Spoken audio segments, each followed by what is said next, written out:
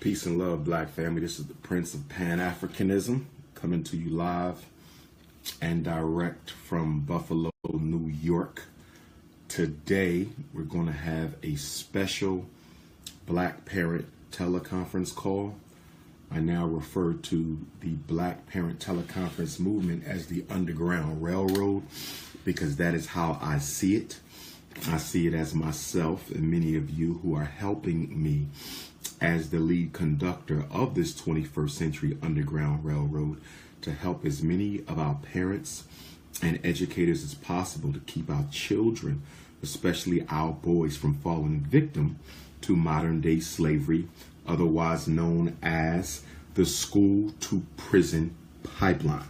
So I've been getting a lot of calls for assistance from parents, and most of you well know that I have been out of the country 2 weeks in Africa for the group tour, which took us from the end of July into almost the middle of August. And then I just came back from a life-changing 10-day tour of Cuba. Shout out to Black Cuba, which happens to be an ancestral homeland for me, my great-grandfather having been born there. And I was initiated into the mysteries of Ifa while I was there, which explains the bald head. Okay, but be that as it may, brothers and sisters, today is the Black Parent teleconference call. If you have a question about a child, I only want to talk about the children, please call in. The number is there. It is 857-232-0158. I repeat, the number is 857-232-0158. I will say it once again, 857-232-0158. And the access code is 870-864-POUND, 870-864-POUND. Now, we're still a couple minutes away from the start of the call. This is just something that I wanted to do to give parents an opportunity to call in and ask some questions. For those of you who live in Buffalo, New York, those of you who live in the Buffalo, New York area, that's where I am, and I will be speaking here tomorrow. Dr. Umar Johnson will be speaking in Buffalo, New York tomorrow from 4 p.m. until 7 p.m. And the doors open up at 2, but the lecture is from 4 until 7. We're going to talk about a whole host of things, but the main meal, the main entree of the lecture will be the school to prison pipeline. So all children 17 and younger are free. All elders 65 and older are free. I repeat, all children 17 and younger are free. All elders 65 and older are also free. College students, any and all college students with ID will be $10 at the door. So my University of Buffalo students who've been hitting me up, you just have to pay $10 and just bring your ID. Fort Lauderdale, Florida, make sure you send your prayers out to all of our brothers and sisters down in the South, particularly the Florida and Georgia area with the coming of Hurricane Irma. I believe it's scheduled to get there sometime between tomorrow night and Sunday morning. We want them to be safe. We want them to be protected.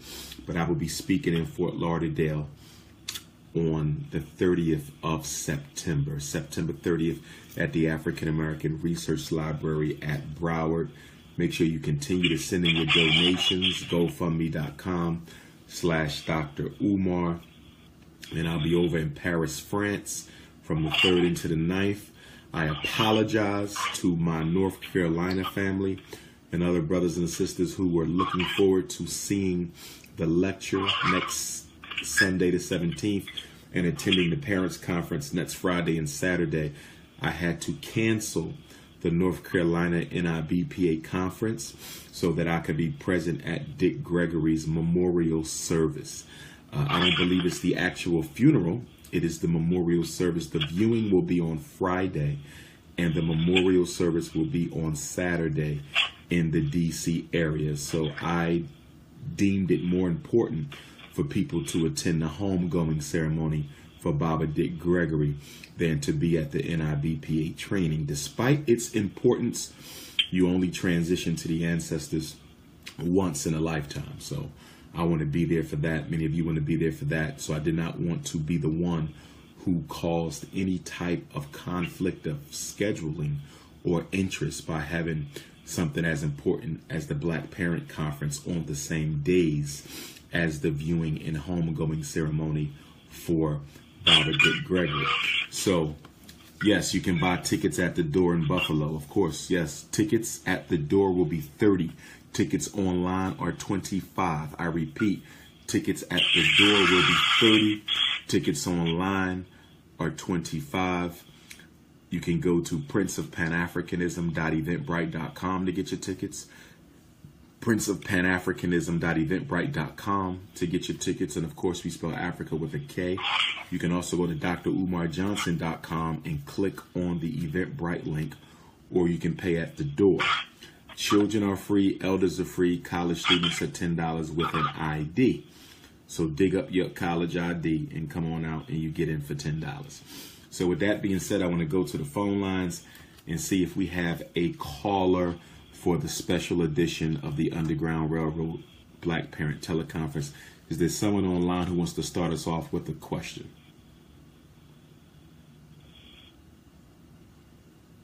Is there someone with a question on the line?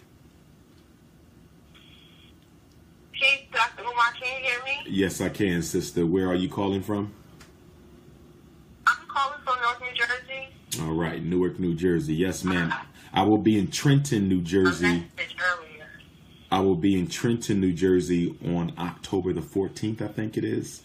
It's a Sunday, but I will be in Trenton on October the 14th. That's Sunday. It might be the 14th or the 15th, but I'll be in Trenton, New Jersey. But go right ahead. Okay, thank you. First off, thank you for connecting me with the STEP program, because I did get my boys into the STEP program. But I am continuing to have challenges, especially with my 6-year-old. He seems to have a lot of aggression. And I'm trying to find a Black psychologist. We've gone to someone who does play therapy, and it just is not working. Okay. So now, you mentioned a lot of aggression. What do you mean by that? What exactly is he doing? So he'll ball up his fist a lot, almost as if he wants to fight me. I have had to kind of hold him tight as he kind of goes through his process, and I try and get him to do some breathing exercises. He'll also go at his brother. I have a 4-year-old son as well. And for any little thing, he'll go at him and try and, hit him or scratch him. Or he'll do like this thing where he'll just start punching stuff. He'll punch a pillow. Now it's stuff. It used to be me. Now it's like a pillow or a bed, or he just starts to ball up energy and he screams, like that kind of thing. And sometimes he'll say stuff like, I can't stop doing this, or something like that. And I can't always tell if he's just, trying to get over me, or if he's really feeling something. Okay. What do you normally do in response to those behaviors? So, depending on where I am, sometimes I'll breathe myself, or I'll just take a step back for a minute. Other times I'll just try and get close to him and remind him to breathe. And stop trying to ask him questions, because that seems to get him even more agitated. Mm-hmm. While he's in the process. And I'll just stay close while he's going through the process. If he has his brother in a hold or something, I'll pry him off of him. Okay. But what do you do directly with him as a result of the behavior? Like consequences after? Yes. Or anything after. What do you normally do? So I'll take his stuff away. He won't get dessert. I'll have him write he has to write a progress note for the STEP program, so I'll have him write for that. or I'll call one of the brothers from the program who he doesn't really have access to men. We'll try and talk. I'll try and reason with him after he's come out of that space. Or sometimes I'll have him just go to bed. Just relax. Maybe you're tired. And just have him just remove himself from the space of others to allow him to collect himself. Okay. Well, that's pretty much it. Okay. How long has he been doing this? This behavior has been going on for how long? I'd say it feels like it's gotten worse over the last 3 weeks to a month. I went out of town for a training, and when I got back, it seemed like it was like, oh, what the heck is happening? Okay, but how long? The question was, how long has this behavior been going on? For about 3 weeks to a month. Okay, so it's only been going on for 3 weeks to a month. Right. Has anything changed in his life? Has anything occurred that may help explain this? Did y'all move to a new place? Is he at a new school? Is he still seeing his biological dad? Anybody, died or moved out the house? No. Did y'all relocate? Nope. Okay. About a month ago, I left for about 10 days. I went out of the country for 10 days. His dad moved out of the country about 2 years ago. So that was, we went through some stuff then. And so recently, no, aside from me, the country for 10 days, and he stayed with my mom. And sometimes the energy in that house is different from my house. Mm-hmm. But other than that, no. I mean, it's summertime, so he's not in school, he's in a camp. But other than that, no. Okay. Well, there's definitely a trigger. It could have been triggered by the fact that you went out the country. I mean, you weren't wrong for doing that, but it could have been triggered by that, especially given the fact that the biological father is no longer a regular part of his life in terms of on a daily, weekly basis. So that could have triggered it. He could have felt, there could have been some separation anxiety there. There could have been a rupture in the attachment relationship between you and your son as a result of you leaving for those 10 days. That could very well be the trigger. Or something could have triggered it while you were away. In other words, you may not know the trigger. It could have been something that happened while you were away that you're not aware of. See, with children in general, and especially with young children, they generally don't talk out their problems. They act them out. So that anger, that huffing and puffing, that's a frustration. That's a frustration. He's upset about something, but he can't quite articulate it or doesn't feel comfortable articulating it. I'm glad that it's only been going on for about a month because it's not a habit. So what you may have to do when he gets upset, you may want to have him draw when he's angry, have him color when he's angry to help process that. But you also want him to start verbalizing, because at 6, although the talk is still somewhat immature, you can understand it. So you want him to start expressing that. Tell me how you feel. What's wrong? Are you happy? Are you sad? Was it me? Was it someone else? Try to get him to talk it out, because you don't want him to start resorting to those types of behaviors, the huffing and the puffing and the fist balling, as his way of coping, because that's not adaptive coping, especially when he goes to school. You don't want him doing that type of stuff, because the first thing they're going to say is, oppositional defiant disorder, conduct disorder, or whatever the case may be. It also, well, let me do this. Let me give you the number to the Association of Black Psychologists. Okay. So you can get a referral from them. If you don't hear back from them within like a week, let me know. And then what I'll do is I'll try to contact some folks directly from Jersey. The number is 301 449 3082. 301 449 3082. And the email address is info at A is in association, B is in black, P is in psychology, S is in strong, I is in individual. Info at abpsi.org.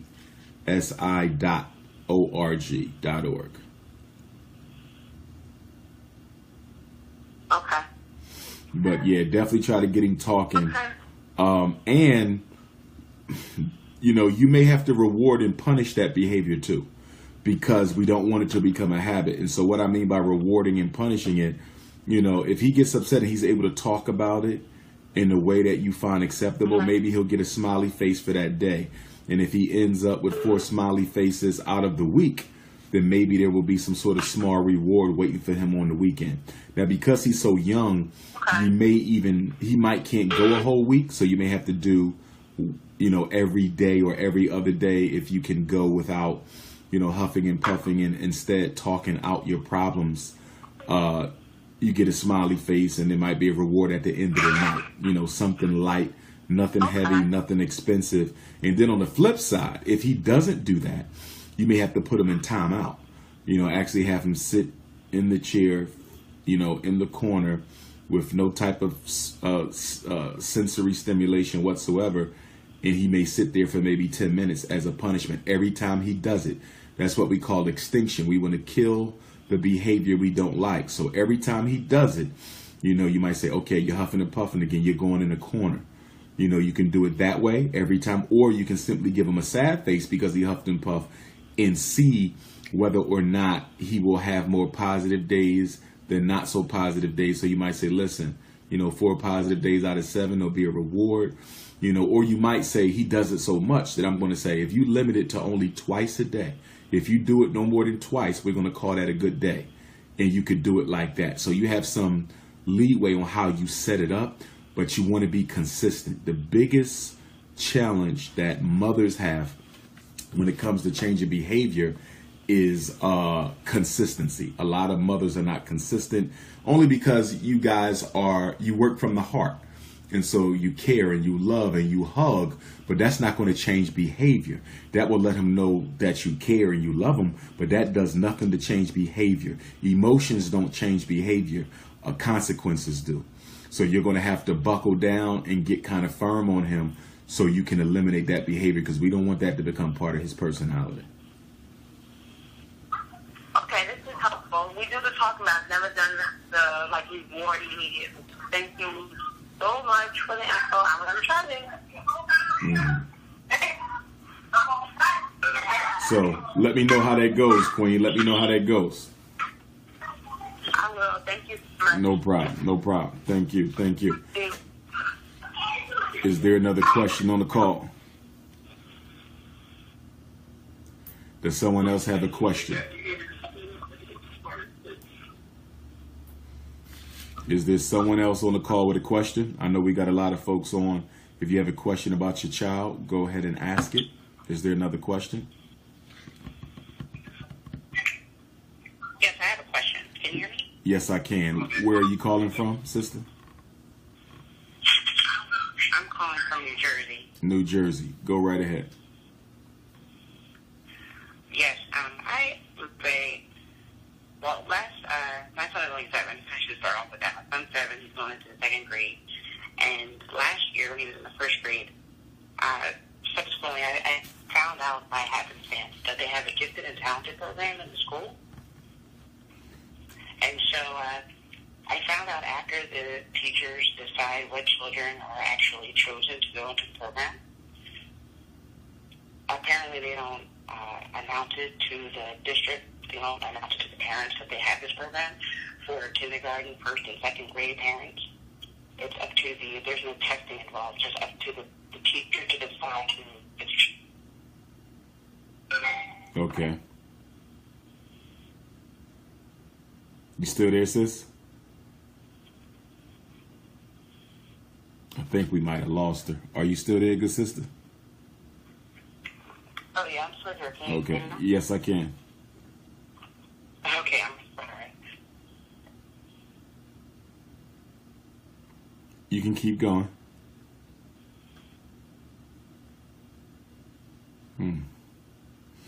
Something might be wrong with her phone. Why? Okay, go. Okay, you went out for a few seconds. I keep going out. I don't know what's wrong. Yeah, it don't sound like reception though. It seems like it's something else. But go ahead, get another. Go ahead, Okay, I'll try again. Mm-hmm. Okay. So I went to the principal. My husband and I, we had a meeting, and we inquired, as to, why wasn't Alex or my son chosen to go? Because he was doing exceptionally well in all of the testing he was bringing home, good reader, so on. So the principal really didn't have a good, valid reason. So he said, well, we'll just get him tested this year in second grade. That he just started yesterday. So I wanted to know if there was any.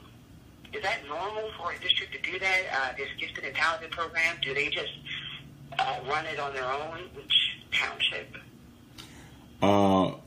Okay. Several years ago, mental giftedness was a part of federal special ed law. When it was a part of federal special ed law, that required school districts to notify and educate parents that the option of getting their child evaluated for mental giftedness was available. But they took it out of special ed law, I want to say somewhere between 97 and 05. It was taken out. And when they took mental giftedness out of the federal special ed law, each state was given a prerogative to determine whether or not they still wanted to continue with mental giftedness as a program. Pennsylvania continued with it. It sounds like, based on your comments, that New Jersey also continued with it. And so what that means is if they're going to have a law, they have to uphold the policy. So the first thing you want to do is you want to contact central office downtown, the school district, and you want to get the policy, the mental gifted policy for the district in writing. You don't want to settle for what they tell you. People can tell you anything.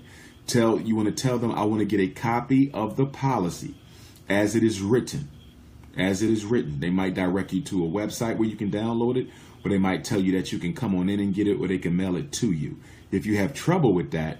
I actually did get it. Okay. I did receive it in writing. I got the policy. Okay, so you got the policy. But generally, even when gifted was a part of special ed law, they never really advertised it because only a few children would, in fact, qualify for being mentally gifted. So as a result of that, they relied on referrals from classroom teachers. So it was the teachers who would, drive the process, as they do with special ed today. It's largely driven by teacher complaints and teacher referrals. And so even then, it was normally the teacher who started the process by going to the principal to say, this kid is too smart. I have nothing for him. The work is too easy. He's bright. It was normally teacher driven. So it was never something that was widely publicized to parents, even when it was federally protected. But if your state has the law, which clearly yours does, as you have the policy, it's still a state law, even though it's not a federal law, and they have to honor it. But to answer the question, no, they don't have to really broadcast MG the way that they'd have to do with special ed, because special ed is federal. So they have to broadcast that because they get money for it. With MG, it's not the same case.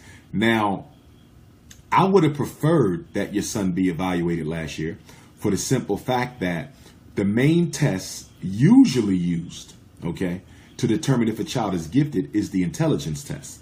And IQ scores are derived not only from a child's performance on the IQ test, but also based on his age. In other words, it would have been easier for your son to qualify for gifted last year because he was 1 year younger, which means the cutoff point, which means the criteria against which, his ability was measured was a little bit easier. So as a rule, I always tell parents, get them tested for gifted, the sooner the better. In other words, a kid being tested at 5 years old in kindergarten, taking the primary test, obviously doesn't have to score as high as a kid who's 7. And a kid who's 7 doesn't have to score as high as a kid who's 10. because the norms are age-based. They're age-based norms. So let me give you an example. Once a kid, I use the Wechsler intelligence scales myself in my work that I do as a certified school psychologist. And with the Wechsler, let's say your kid was 16 years, 11 months, and 29 days yesterday. He was 16 years, 11 months, 29 days yesterday. But instead of getting evaluated yesterday, when he was 16 years, 11 months, and 29 days, his birthday came, and he turned 17 tomorrow.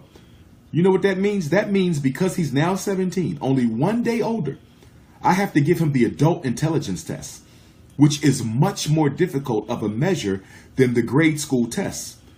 You see, that's the difference that a single day can make. When he was 16, 11, I could have gave him still the grade school intelligence test, which is a whole lot easier. He might have qualified for gifted, but now that he's 17, I have to give him the adult IQ test, which is a whole lot harder with items that are more difficult. And as a result, he may not qualify. So it is always better to get them tested for gifted as soon, as you want to. They should have done it last year. They really should have. But I think your son was... They choose the kids in December. The teacher chooses the kids. She cherry picks which ones she wants. She recommends them to be tested. It's a long testing. It's about 3 or 4 hours long. I didn't find out until March of this year. And so they said that, sorry, we didn't test him. So many first graders will try to get tested next year. Just tell the second grade teacher that you want him tested. Okay, that's why you got to read the policy. That's why you got to read the policy, because you need to see if that policy states that a parent can request in writing to get their child evaluated. I don't like... No, it says no. It says no. And that's what it says it's up to the teacher. But because my husband and I went to the school and reviewed the policy and said, hey, can you give us a reason why my son was not chosen? That's when the principal, it kind of seemed like he backed down and said, just to cover themselves, we will test him. Okay, there's something else you guys need to do. And that is, okay, you have the district's policy. That's one thing. But you also need to contact the State Department of Education, Office of Instruction, Programming, whatever the case may be, so many different offices. Find out what the state law is for mental giftedness. Because school districts, sometimes they put policies in place that violate state law. But they get away with it because parents never challenge it. Just like no state in America can make a law that contradicts the Constitution, but they can make a law that contradicts the Constitution, and they can get away with it if nobody ever challenges it. So because of that, you guys want to contact the state to see if there's a state gifted law to make sure that the district's policy doesn't violate that, because I've rarely heard of a evaluation program, be it for giftedness or any other ability or disability, where only the teacher can make the referral. That's ridiculous. That's ridiculous. When giftedness was a part of federal law, the parent could request in writing. So I think you guys need to check to see what the state says about giftedness, because the state law may very well say parents can request in writing. And if it says that, the school district cannot circumvent that. They cannot disallow a right that the state has given to the parents. What that policy says, that doesn't sit right with me. Parents can also initiate... In regards to preparing, we will do that. In regards to preparation for the test, I know there's so many different tests out there. Is there a way, I guess I have to find out, ask what they're given. You can ask what they're given. What tests will you be giving my children? You can actually ask for the names of the tests. You can do that. You have a right to know. That's informed consent, because you're going to sign a consent form to give them permission to evaluate your child, and you have a right. You have a right to know what they're going to test, what they're going to give. You have a right to know that. And what you also... Test it and buy the book or something and go over questions with him. It's okay to do that, to prepare. You can. Intelligence testing is not like achievement testing. With achievement testing, if he's about to take, a third grade achievement test, you can go to any bookstore and get third grade math, third grade language. You can prepare for an achievement test. Intelligence is a little bit different, because a lot of the items that are given are not based on previous instruction. But I will tell you this. The one scale that is based on previous instruction is verbal comprehension. That is his vocabulary. So one thing you do want to do is you want to, kind of, test him for vocabulary, see what he knows in terms of what things are. General concepts and information, verbal concepts, vocabulary, verbal concepts, general information, those types of things are good. The seasons, stuff like that. General information as well as vocab. That's stuff where you can prepare him. Also you want to give him some puzzles and some things like that. Puzzles are real good. The Rubik's Cube. The Rubik's Cube is an example of a assessment that is very similar to some of the things we do. Those type of nonverbal performance tasks. The Rubik's Cube would be an example of a nonverbal performance task. Putting a puzzle together would be another example of a nonverbal performance task. So you may want to also get him some of those as well. Thank you. But once you get that test, if you're not satisfied with the results, you can always contact me so I can review the report to see whether or not I suspect any foul play. Because in my experience, being in the field of school psychology, 17 years as a practitioner, 3 years as a student, so it's been 20 years now, a lot of times non-African teachers and non-African school psychologists have a difficult time admitting that black children are intellectually advanced because it contradicts the predominant social stereotypes that are held in this country about our children. So if you get that test and you don't really like what you're seeing, definitely get in contact with me. I'd love to take a look at it for you. I appreciate that. Thank you for your time. No problem. Thank you. Is there another question on the call? Hey, Dr. Johnson. Yes, ma'am. Where are you calling from? Hey, I'm calling from Grenada, Mississippi, Mississippi. Mississippi. Yes, ma'am. Yes. Look, I was wondering, when will you be here in Jacksonville? I am actually working with a brother in Jackson, Mississippi right now to get on back down to Jackson. So I will be in Jackson before the year is out. I don't know if it's going to be Kwanzaa week or we might try to do it for October or November, but I will definitely be back in Jackson, Mississippi before the end of the year. Okay, great. I try to look forward to it. So, okay, quick question. I have a son. My son is 11. And he really don't catch on to things as quick as my oldest son who's 12. He is like his memory sometimes is kind of fades out. Like I can say, hey, and it can be like near him. Okay. And he just, it's like he don't have a recognition of it being like right there in front. And sometimes he may look and still not see that option. And with his schoolwork, for example, I actually had to get his teacher on like Skype video message because she would I'm in a parent group text message, and she would message me about his homework, and she was saying some assignments were due in exact books. So I had asked him about the books. He had no recollection of her actually giving him the book. And so I Skyped her. And she said, well, yes, I gave him all 3 of those books. And so I'm going to find out the book was out there in his book bag. But he was not really understand that she did have them and she did it for them. And that they were right there in his book bag. He hasn't sold the books around every day since school started this year. And it's like he was just not comprehending on things. And then on another note, he has moments where he's very smart. He remembers his action figures. He can call out characters on the TV very well. He can draw really well.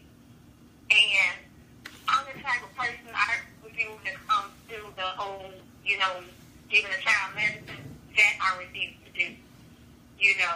And my mom was telling me, well, you need to sign up for life. And she told me that when he was maybe about 4 or 5. And I said, no, because I believe that he still has some blocks to do, being that he was a boy and he was just in the imagination stage. So my question to you is there any kind of evaluation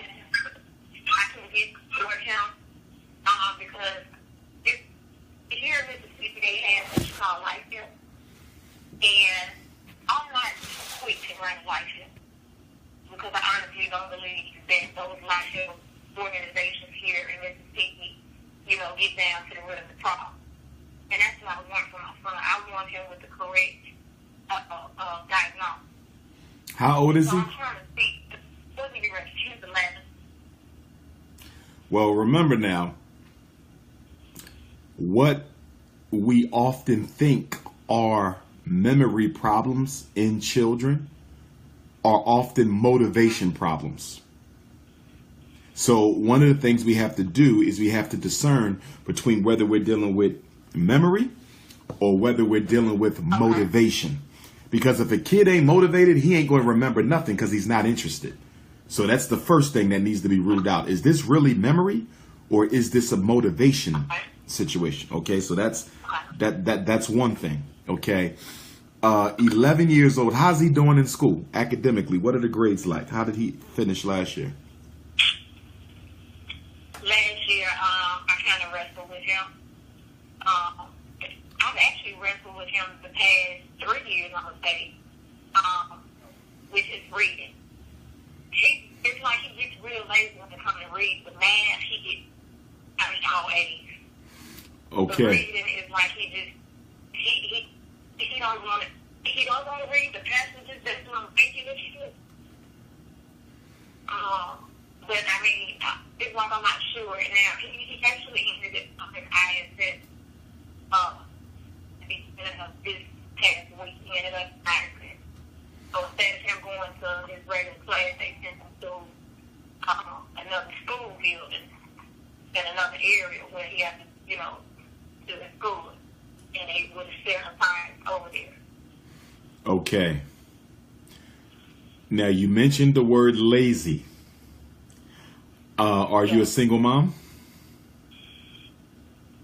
I was for some time, but I do have a husband now who's actually a help. Okay, he's active.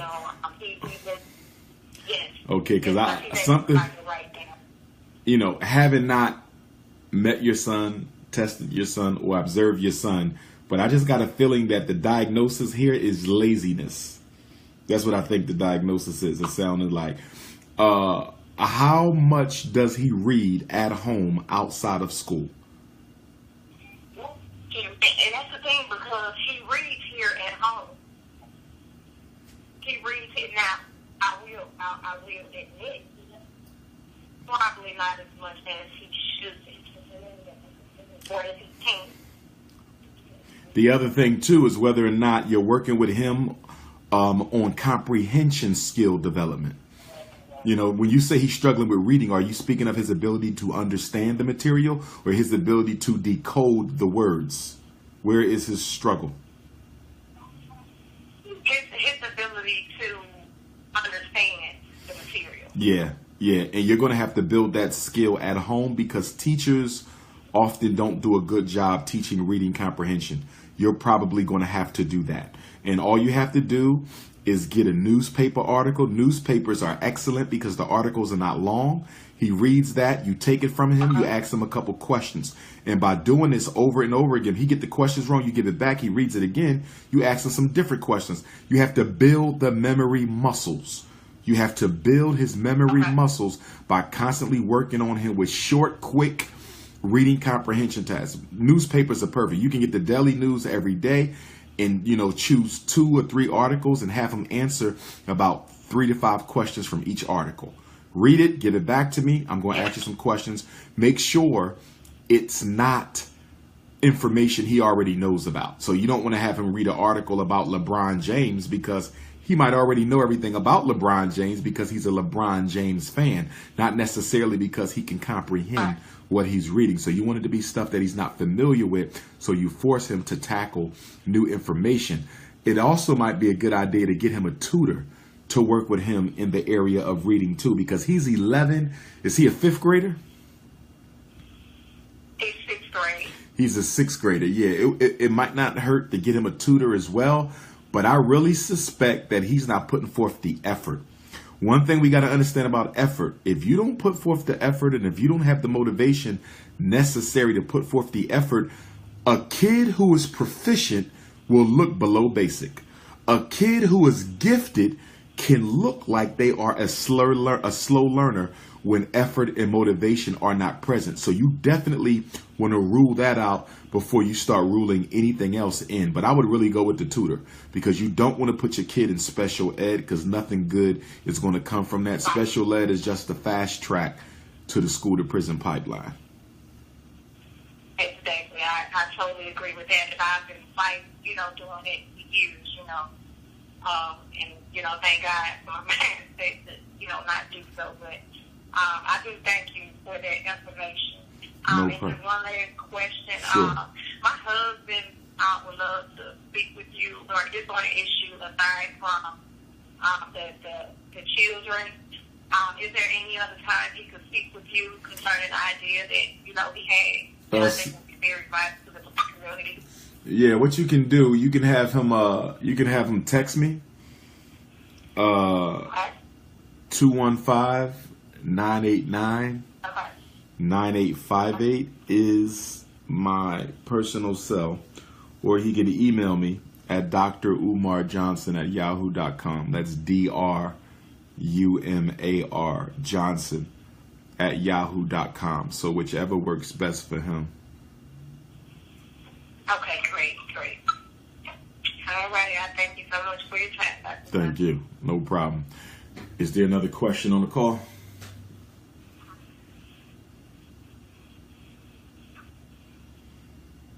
Is there another question on the call? Hello? Yes, sir. Where you calling from, my brother? Hello? Yes, sir. Do you have a question? Yeah, I just need to call. Hold on, baby. Put it next to my brother. Okay. Thank you. Help me out a lot. Thank you. And I also want to tell you, please check your email. Your email address. I have that information there for you. I've been checking out your speakers on that work. I've been checking out your video while at work.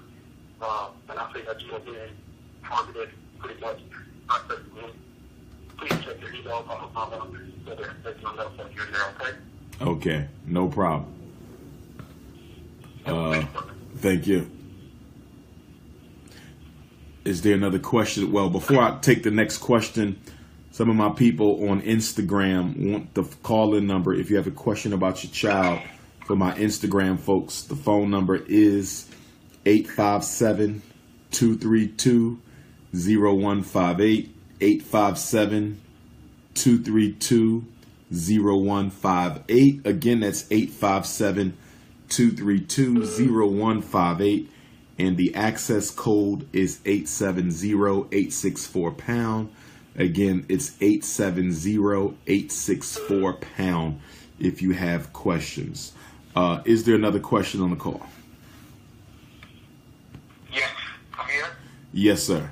Where are you calling from? I'm calling from, I didn't catch that. You're calling from where?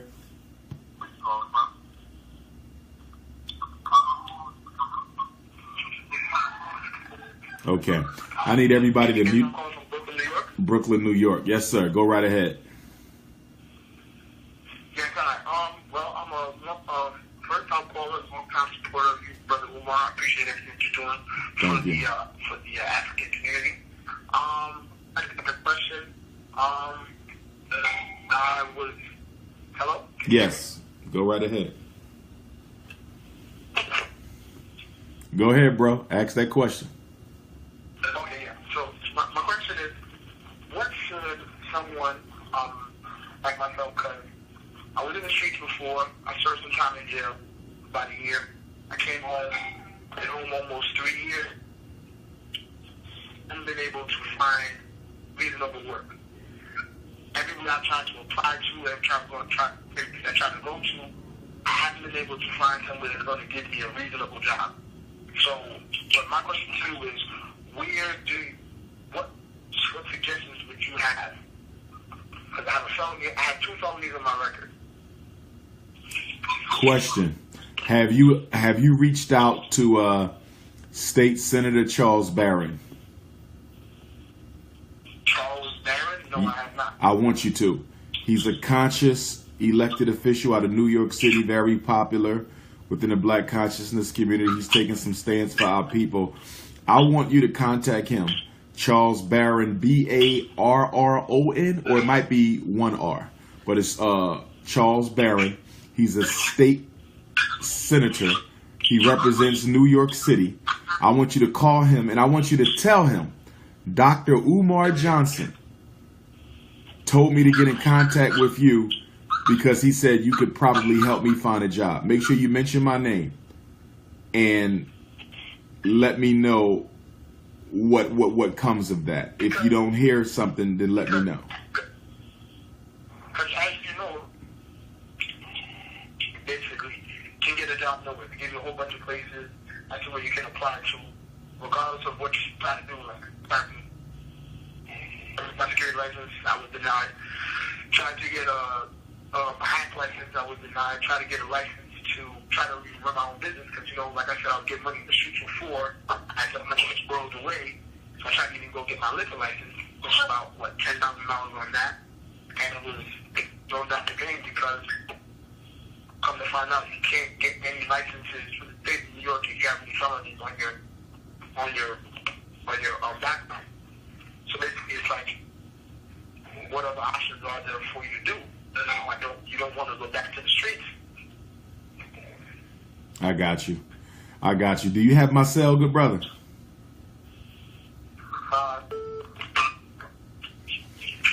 If you don't, I want to. You're breaking up. What did you say? Do you have my cell number?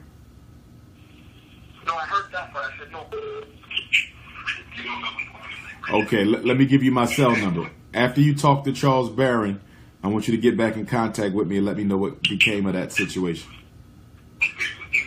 How would I be able to contact with you? I'm about to give you my number right now. Are you ready?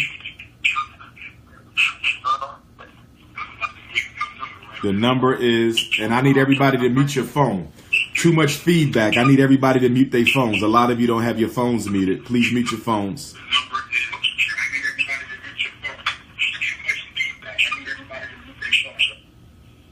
Okay.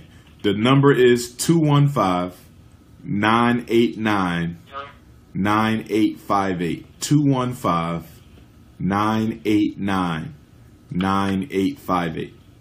After you talk to him, I want you to text me. Because even now, I'm in school. I'm enrolled in school right now. Yes. I decided to go back and finish my degree up. Right. So now I'm enrolled in school, and I'm in school for my physician's assistant license. But from what I was reading up on, in order to get your physician's assistant license, you have to pass the state board to get the license. I wanted to go through 3 different state boards, 3 different licenses, and I didn't get it. So now, and mind you, my charges weren't for anything endangering the community, like rape or anything like that. So my concern is I'm going to finish school, pay for all this stuff in 2 years, and then I'll be in the same predicament I'm in now. I got you. Me and you going to talk some more, though, bro. But I want you to talk to Charles Barron first. Give him a ring. See if he can help you at all. I don't have his number. You can look him up on the internet. You can get it off the internet. Just look up Charles Barron, a state senator from New York. He's very well known. Anyone in the community could put you in contact with him too. Okay, but did you have my number? I'll give you a call and let you know. Let me just double check to make sure I have it. Come on. It's 215-989-9858. There you go. All right. Keep me posted, little brother. Keep your head up too. We're going to get you a job. Keep your head up. Well, that's the number one concern because, as I said, and this is when I became more conscious while I was inside, and then as I started watching more of your information about your brother, somebody's been following me for a while. He put me on, and I started watching a lot of his YouTube videos and stuff like that, and I became aware of the vicious cycle that we place on us as a people. You know, we're put in before he can do it. Right. Our education and succeed. So then in order for us to make everyday living, we go into hospitals, whatever to get money. We get caught up, we get the felony. Then they say, okay, well, you can come out and become a productive member of society, but you can't be a productive member of society. Every step you want to take requires a background check. Every time you background check, once you have the felony in your record, you're denied. So basically, Right. your recidivism rate is 75% in prison because you can't do anything other than crime once you've already been convicted of crime. I There agree. are no real other options unless you start with rap music or playing basketball. Right. One of the things I'm going to be working on is a national black ex-offender conference. We'll talk about that though, but I want to put together a national black ex-offender conference where we bring all the black folks together, ex-offenders, and we start, definitely doing some things to get some of the rights back, because you're absolutely right. Once convicted, they make you a permanent slave for the rest of your life. They lock you into a life of crime. And this is what I would tell people. You cannot tell somebody who was making $10,000 a week will not survive on $175 a week after tax. Not saying that that's $10,000 a week again, but you can't tell somebody, okay, well, we're going to give you a job working at McDonald's. Yeah, you work at McDonald's in New York, you're making $11 an hour. After taxes and everything, you come home with Right. $217 a week. If Right. you want to rent an apartment in New York, it's going to cost you that minimum. By yourself, you live alone, $1,000 a week. If Right. you're lucky, you might find a room for $150 a week if you're lucky. So that's Right. $600 a month. So you're only bringing home only bring home $270 a week, and your rent is half of your pay cut, half of your income. How are you going to eat? How are you going to travel to get to work? Right. I got you, bro. Well, let me do this. I'm going to run because we may have some parents waiting on the line, but let's talk next week, okay? Okay. I apologize. No, you're good, bro. No, you don't have to apologize. Okay, we're gonna talk for sure. Stay positive. All right, no problem. All right. Is there another question on the call? Okay, let me take the sister. Yes, hello? Yes, ma'am. Where are you calling from? Sister, are you there? Dr. Umar, I'm calling from Los Angeles, California. Can you hear me? Yes, I can. Go right ahead. I have a 20-year-old son who was diagnosed with dyslexia when he was 4. He was diagnosed with dyslexia when he was 4 years old? No, I'm sorry, in the 4th grade. Okay, in the 4th grade. Okay. January 11th. Okay. What they told me then was not dyslexia specifically. What they told me was that he had a form of dyslexia. It was written on his IEP as a specialized or special learning disability, but nothing, it never had an official name. So when he transitioned, we changed schools in 5th grade to a small charter school. He turned a 1st grade reading level to a 4th grade reading level, and then he proceeded to progress. The problem that I'm dealing with now is that we had to bring him home ground, and he's expressed to me that it's difficult for him, and I'm thinking that it's probably this learning disability, but I'm trying to figure out, do I have him reevaluated? Do I just get tutoring? I'm kind of lost as what the next step is. Because Okay. I want him to be able, even if he doesn't go back to college, I want him to be able to succeed. Okay. He's 20. So my question would be, are we sure this is not a motivational issue? Because, It's definitely a motivational issue, but I think a lot of it comes from discouragement. and why do you think he's discouraged the most? Because he really struggles with schoolwork. He wants to do well in school, but it's really very challenging for him. He's a smart kid. To talk to him, you would never know. But when it comes to actually having to do the work and organizing his thoughts and organizing his notes and making it through the classes, it's a struggle. Okay, okay, he's 20. When he graduated high school, and he attended college already? He's been to college? Yes, he was in Texas Southern for a year. Okay. Did he get 501 learning accommodations at college? We went down there. He went to the learning office, but in college it's kind of like if you show up, great. If you don't, oh well.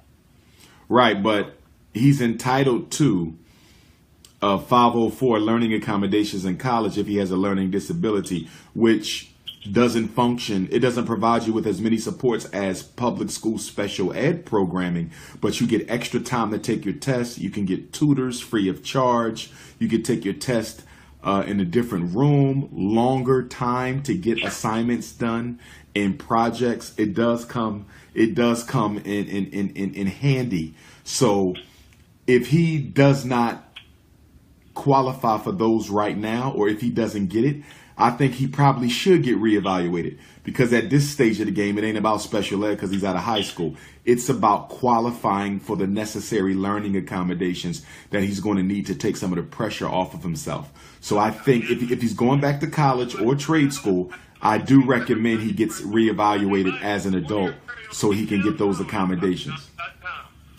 I like to look good. Okay.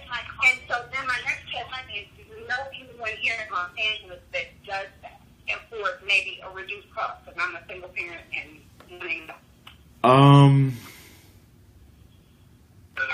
it may be covered by your medical insurance.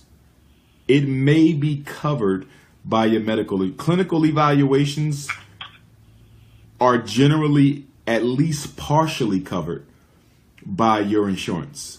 You would need to contact the law. You're in Los Angeles. You would need to contact the Los Angeles Association of Black Psychologists.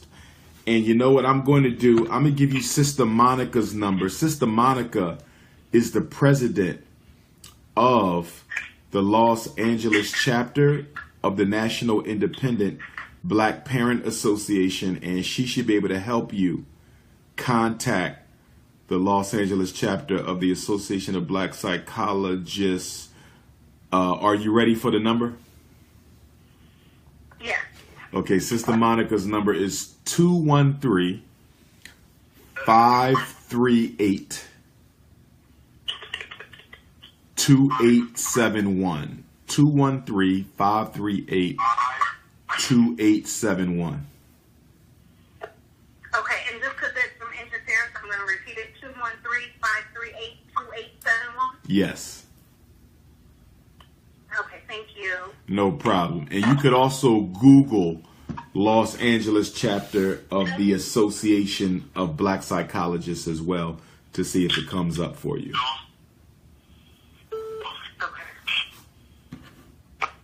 Okay. Thank you so much. Thank you. Before I take the next question, I need everyone to get me off speakerphone. If you're listening on speakerphone, I need you to take it off speaker because it's causing too much echo. No speakers, please. Okay. Is there another question? Yeah, good. Another question. Good brother. Where you calling from? Hello? I'm going to take the brother and then I'll come to you, sister. You said Los Angeles, good brother? Yes. Yes, sir. Yes. You know, doctor, I've been trying to reach you for some time, and I know that you've been busy, but I'm glad to finally gotten through with you. Okay. Can you hear me? Yes, I can. All right. So listen, here's my situation. I had been, it's very long, so I'm going to try to paraphrase it as much as I can. Now let me ask you: Is it about your child? Because if it's not, I'm gonna give you my personal cell number. Okay, it is. Go ahead. Go ahead.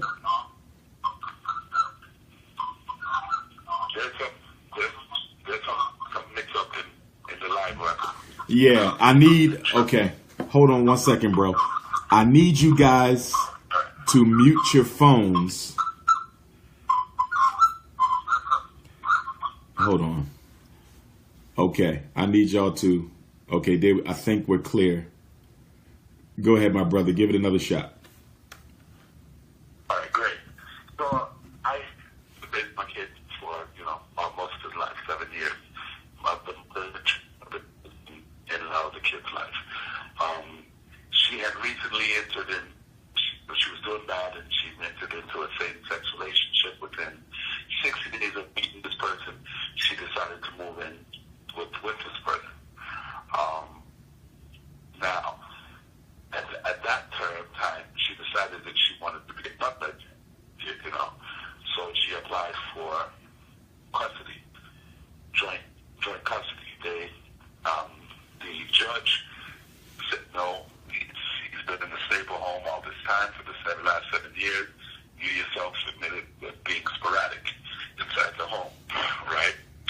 So he elected to let the child stay with me, and they would revisit the situation in August. So the visiting hours was 10 a.m. to 6 p.m. Saturday and Sunday. Well, upon her first visitation, she dropped him off on a Saturday, brought him back, picked him up Sunday, brought him back. Monday, she filed a child abuse case for me. She tried to file a hearing in ex parte to change the judgment of the case. The judge said there's no evidence of any child abuse.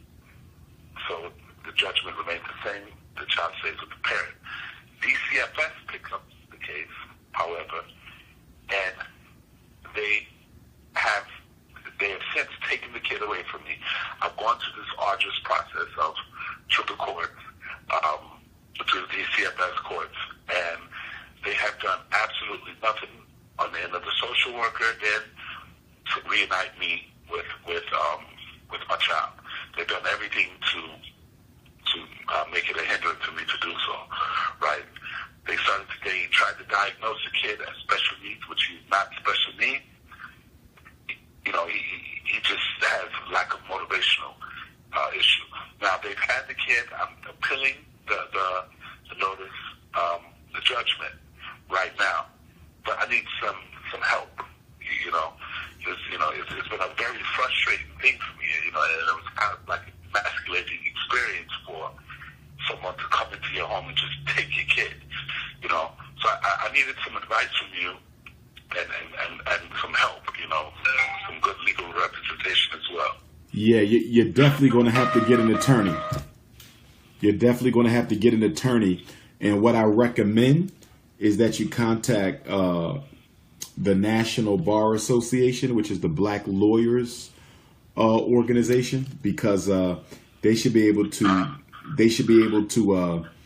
make a referral. They should be able to put someone in contact with you who can actually help you with that situation. But you're definitely going to need an attorney, because black fathers are often taken advantage of when they don't have legal representation. So that's definitely something that you're going to need, because they love to deny black fathers their custody rights, and they love to take our children away from the homes as well. So you got to get a black attorney. I'm not familiar with one in your area off the top, but if you contact the National Bar Association, they have a website, and they have a referral system where they can put you in touch with a black lawyer that you can afford, that will help you with that situation. Okay. Great. I appreciate it. And also, well, you know, as I said, they had made some mentions of him being special needs, and he isn't. Okay. And I'm sure that the mother, in her laziness, is going to allow them to do whatever they do as far as classifying. Okay. Do you still have shared legal custody? Normally, I have absolutely no custody.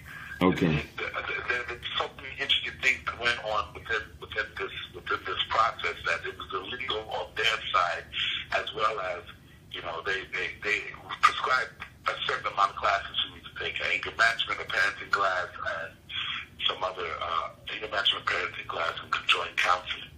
As I was going through the process of all of that, they told me that they wanted me to have monitored supervision with my kid, right? And I took that as a form of disrespect, you know, due to the fact that, you know, I had been there so long. So I opted not to do that, right? But I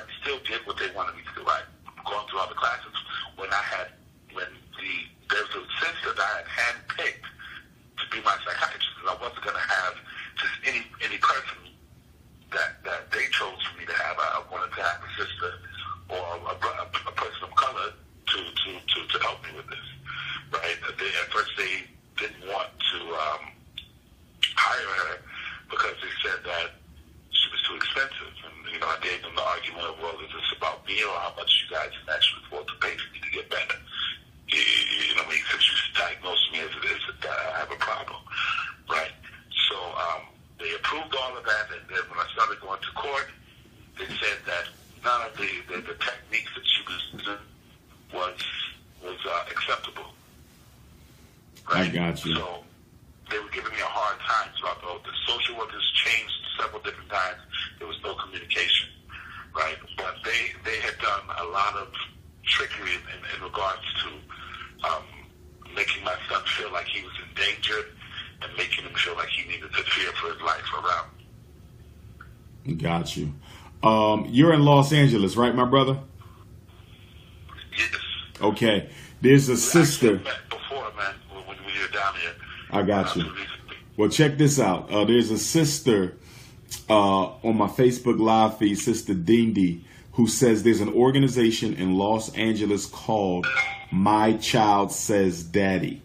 So make sure you Google them. My child says daddy? Yep, My Child Says Daddy. That help fathers who have those types of situations. In fact, I met a brother one time. Let me see if I got his number. From Los Angeles, who does deal with fatherhood. Yep, here we go. Los Angeles Black Fathers. Are you ready for the number?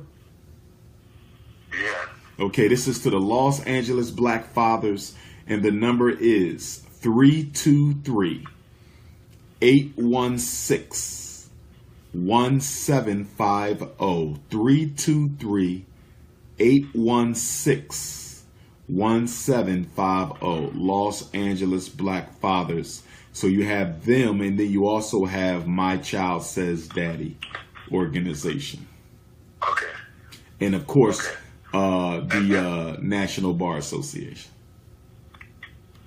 Okay. The National Bar Association. Yes, sir. Right. Is it possible that I could get in touch with you so I can Sure. discuss this in private about Sure. the details with concerning me? Okay, let me give you. Sure. A mediator counselor for myself and my son. Okay, let me give you my cell number. It's 215 Okay. 989 215 989 9858 215 989. Yes, sir. 215-989-9858. Yes, sir. I give thanks, Dr. Umar. Thank you, my brother. Thanks for all that you're doing for me. Oh, thank you. And good luck with that. Stay positive. All right now. Yes, respect. One love. Is there another question on the call?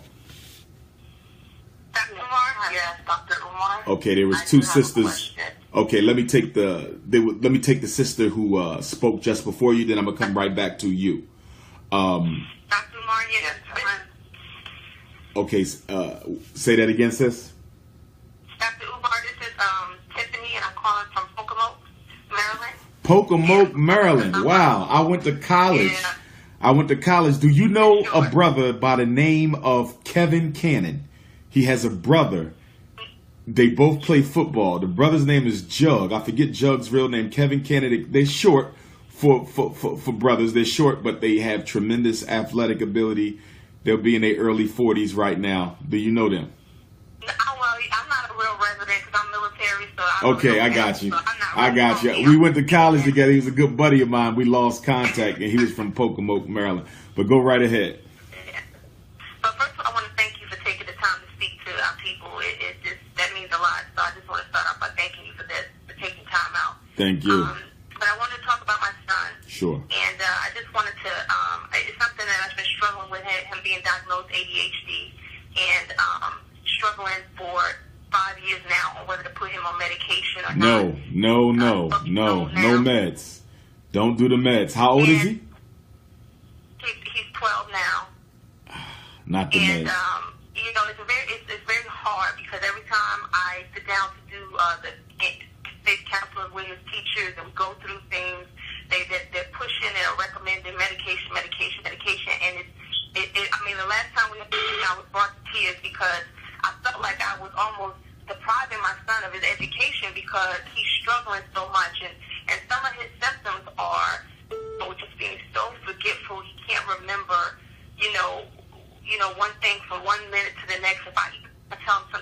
just go upstairs and ask for tissues. He'll go upstairs. Sister White came upstairs. He struggles even talking, having clear thoughts sometimes to express what he feels. And I'm watching him struggle. And it's tearing me apart as a parent. Now, I know that he's capable because sometimes when I spend time with him and I'm one-on-one with him, I can get him to understand things and pick up on things. But it's when he's at school and I don't know if it's because I'm spending so much time with him and I'm just one-on-one with him, but the teachers just don't have that time. They're like, it's a fast-paced environment. Pokemon is really not that fast-paced. It's just kind of, it's like the ratio is actually good, but he's still struggling. And I'm just really, I just need help. I just need to know. Okay. What's going at this point? Couple things. Biological dad, is he involved? His biological dad is not involved. He does have a stepfather who has raised him pretty much more for him than his biological dad since he was 3 years old. So he has a dad. However, it's not his biological dad. Now, biological dad comes in once in a blue moon, and when that happens, I know it causes issues sometimes because I could just tell my son struggles with why his biological dad can't be what his stepdad is to him. So I know it creates some type of environment, but I don't know how it's affecting him when it comes to that. Okay. Also, what about motivation and effort on behalf of your son? A lack of motivation and effort, but like someone said earlier, I can't tell whether it's because so his sister, she gets straight A's. Education is actually fun for her. So I think that, when they're together and she's so excited about learning and everything is easy for her, I think he just gets so discouraged and he just is like, why is this so hard for me? And yet she's reading books like it's nothing and I can barely make it to a page. So he just doesn't want to do it. So I think it's a lack of motivation. I think a lot of it is motivation, without question. But I'm wondering, what is the cause of the lack of motivation? Because I think it's something other than school. Now, what type of school he goes to? Is he surrounded by white kids, or what type of school is this? Well, he is surrounded by, it's about 40-60, so 60% white, 40% black. And, on the Eastern Shore, what I find here in this area is that, a lot of the black children, they're not pushed to their, I guess, they're not pushed here, and I see that. So, coming into this environment, it's really hard to watch because I'm watching where they kind of almost set the bar so low for the black children, and they set it higher for the white children. I feel like it's like 20 years behind in this area. Now, speaking of that bar that you just spoke about, do you feel that you have been challenging him enough yourself, or has he been getting by with less? And I only say that because sometimes with the mothers, y'all can be a little soft on the boys, and they kind of get away a little bit, as opposed to putting forth the full effort. Well, I think I'm pretty tough. I guess I really don't know that. I think I'm pretty tough. His stepdad gets on him as well. And sometimes I have to intervene even with that because I see he's getting frustrated and then my son's getting frustrated and nothing is happening. Sometimes he's just down there yelling and like, well, he still ain't getting it. So, sometimes I back off and let my husband handle it, but that method doesn't work. And then my method of being maybe a little bit more lenient and patient with him. Are there only 2 children in the household? Just 2 children, yes. How old is his sister? His sister's 14. And he's 11. 12. Yes. He's 12. Do they same father? Same father. Is he involved in any structured activities outside of the house? What does he do other than school? Yes, but he really struggles with structured activities. So even when I put him in basketball, he really struggled. Put him in baseball. What do you mean struggle? What do you mean struggle? Coach. When you say he struggled in basketball, baseball, what do you mean he struggled? Like, where's the struggle coming in? He struggled socially. He struggled athletically. He struggled, and if you look at him, you think he's a very athletic kid, but he just struggled. He struggled paying attention to the rules of the game. Same thing when he was in football. Same thing in softball. I put him in karate for a little while. He had trouble staying focused with karate. I always had to kind of go out and be like, Aaron, pay attention to what he's saying. He just didn't pay attention. I got you. Okay. And give me his grade again. What grade is he in? He's in 6th grade. He's in the 6th grade. How did he end last school year? What were his final marks in the major subjects? How did he do?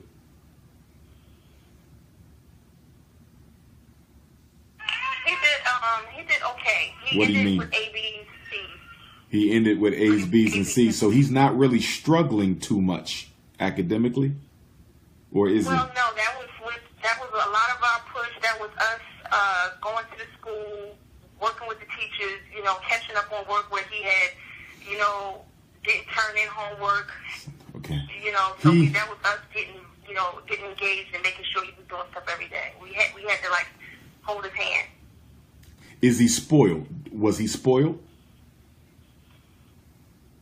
Maybe. Okay. I would say maybe a little. Because if he was spoiled, most of this could be explained by that, which means you have to break him out of that, which means we got to get serious with the consequences and the rewards around the household. In other words, when he doesn't achieve, what are the consequences at home?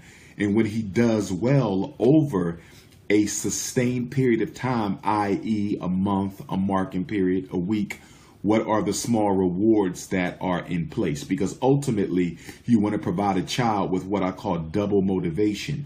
You want the child to be motivated to do well, and you also want the child to be motivated not to get in trouble. So when he doesn't do well in school, what have been the consequences thus far? We'll punish him greatly if he doesn't do well in school. We take away everything from him. I mean, he knows that, if he doesn't, if I get a call from a teacher, everything stops, I mean, I think something else. When it comes to stuff like that. I think something else going on. I don't know what it is. I think something else is going on with him. I think because when we look at the causes of behavior, the motives of behavior, it's to get attention.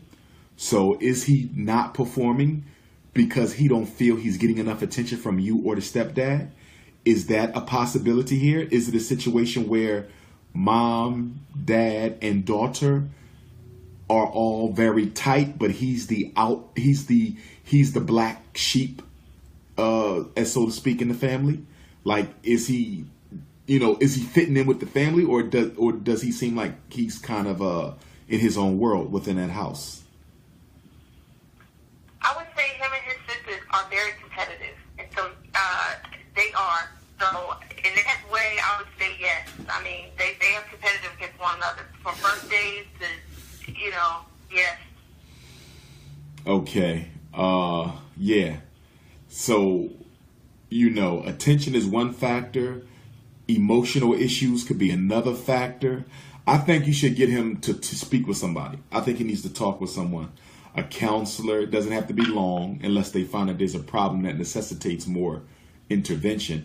But I think, 4 or 5 sessions to kind of investigate what's really going on here. And the other thing you have to consider too, because he is at the age he's at, his need for his own dad could also be in the early stages of starting to affect him as well. Because he's at that age where that identity becomes key in that guidance from your own dad. Doesn't mean stepdad is a bad guy at all, but every child craves their own. Every child craves their own. So he might be at a point where he really needs his dad. That's another piece too. That's another piece. And what about the one-on-one time? Are you guys, does he get to spend enough one-on-one time with you and enough one-on-one time with the stepdad? I think we can do better at that. That might also be it. I'm picking up that he kind of feeling like he being overlooked for the sister to some degree, like she's being treated better than me type of a thing. Is that something that he might say, even if it's not true? Maybe. You know, I think at times, I think they both say this. They kind of say the same thing about each other. But you know, it's kind of hard. But I think, you know, the one-on-one time is definitely something that I think we could do better at. And you know, we work a lot, and that's rough on them, you know. That's probably what it is then. It's probably the attention. Because like you said, you guys work a lot. That might be rough on them. That's probably it. He doesn't feel he's getting enough attention. And he doesn't have his who's playing the radio? Oh. That's not me. Okay, can we please turn off the radio? Okay, thank you.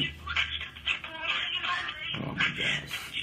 I don't know what that is. Can we please turn off the music, please? We're trying to help parents here. Can we at least respect that?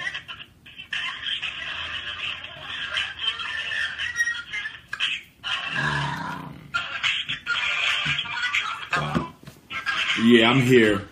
Some fool is playing Prince very loud, trying to drown out the call. Our people are so full of hate. Can we please turn off the Prince music? I'm hoping that they just get enough respect for what we're doing here and turn that stuff off.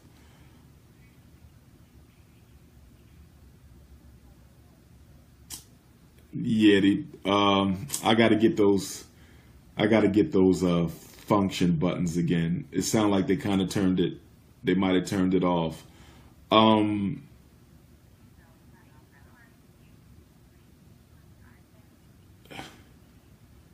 Yeah, if y'all can mute that, please.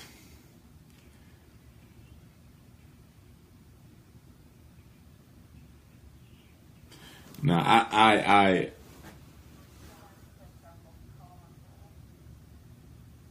don't know.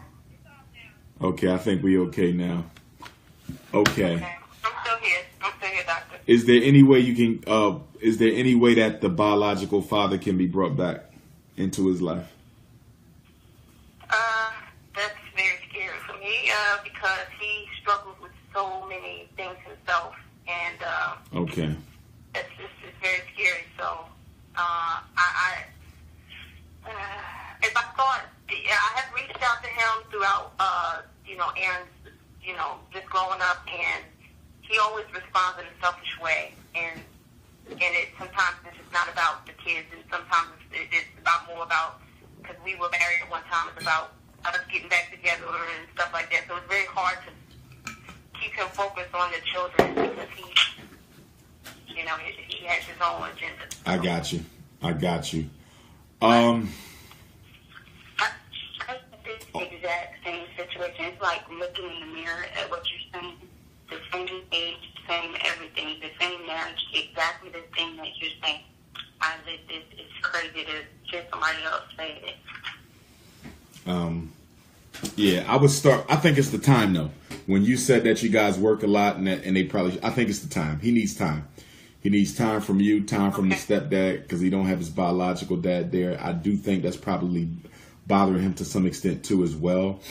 You might also want to look into getting him a big brother, someone else who could also, you know, spend time with him. And in terms of the activities, it don't have to be athletic. I think a lot of times with the boys, we automatically think athletics, but he could be in karate, African martial arts, robotics, the chess club.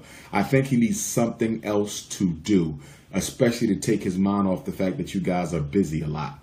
You know, so I would try to see what other types of activities are around in that neighborhood. But definitely a role model, a big brother, someone he can hang with would help too. And you guys are going to have to schedule some time to spend with him and his sister separately and together.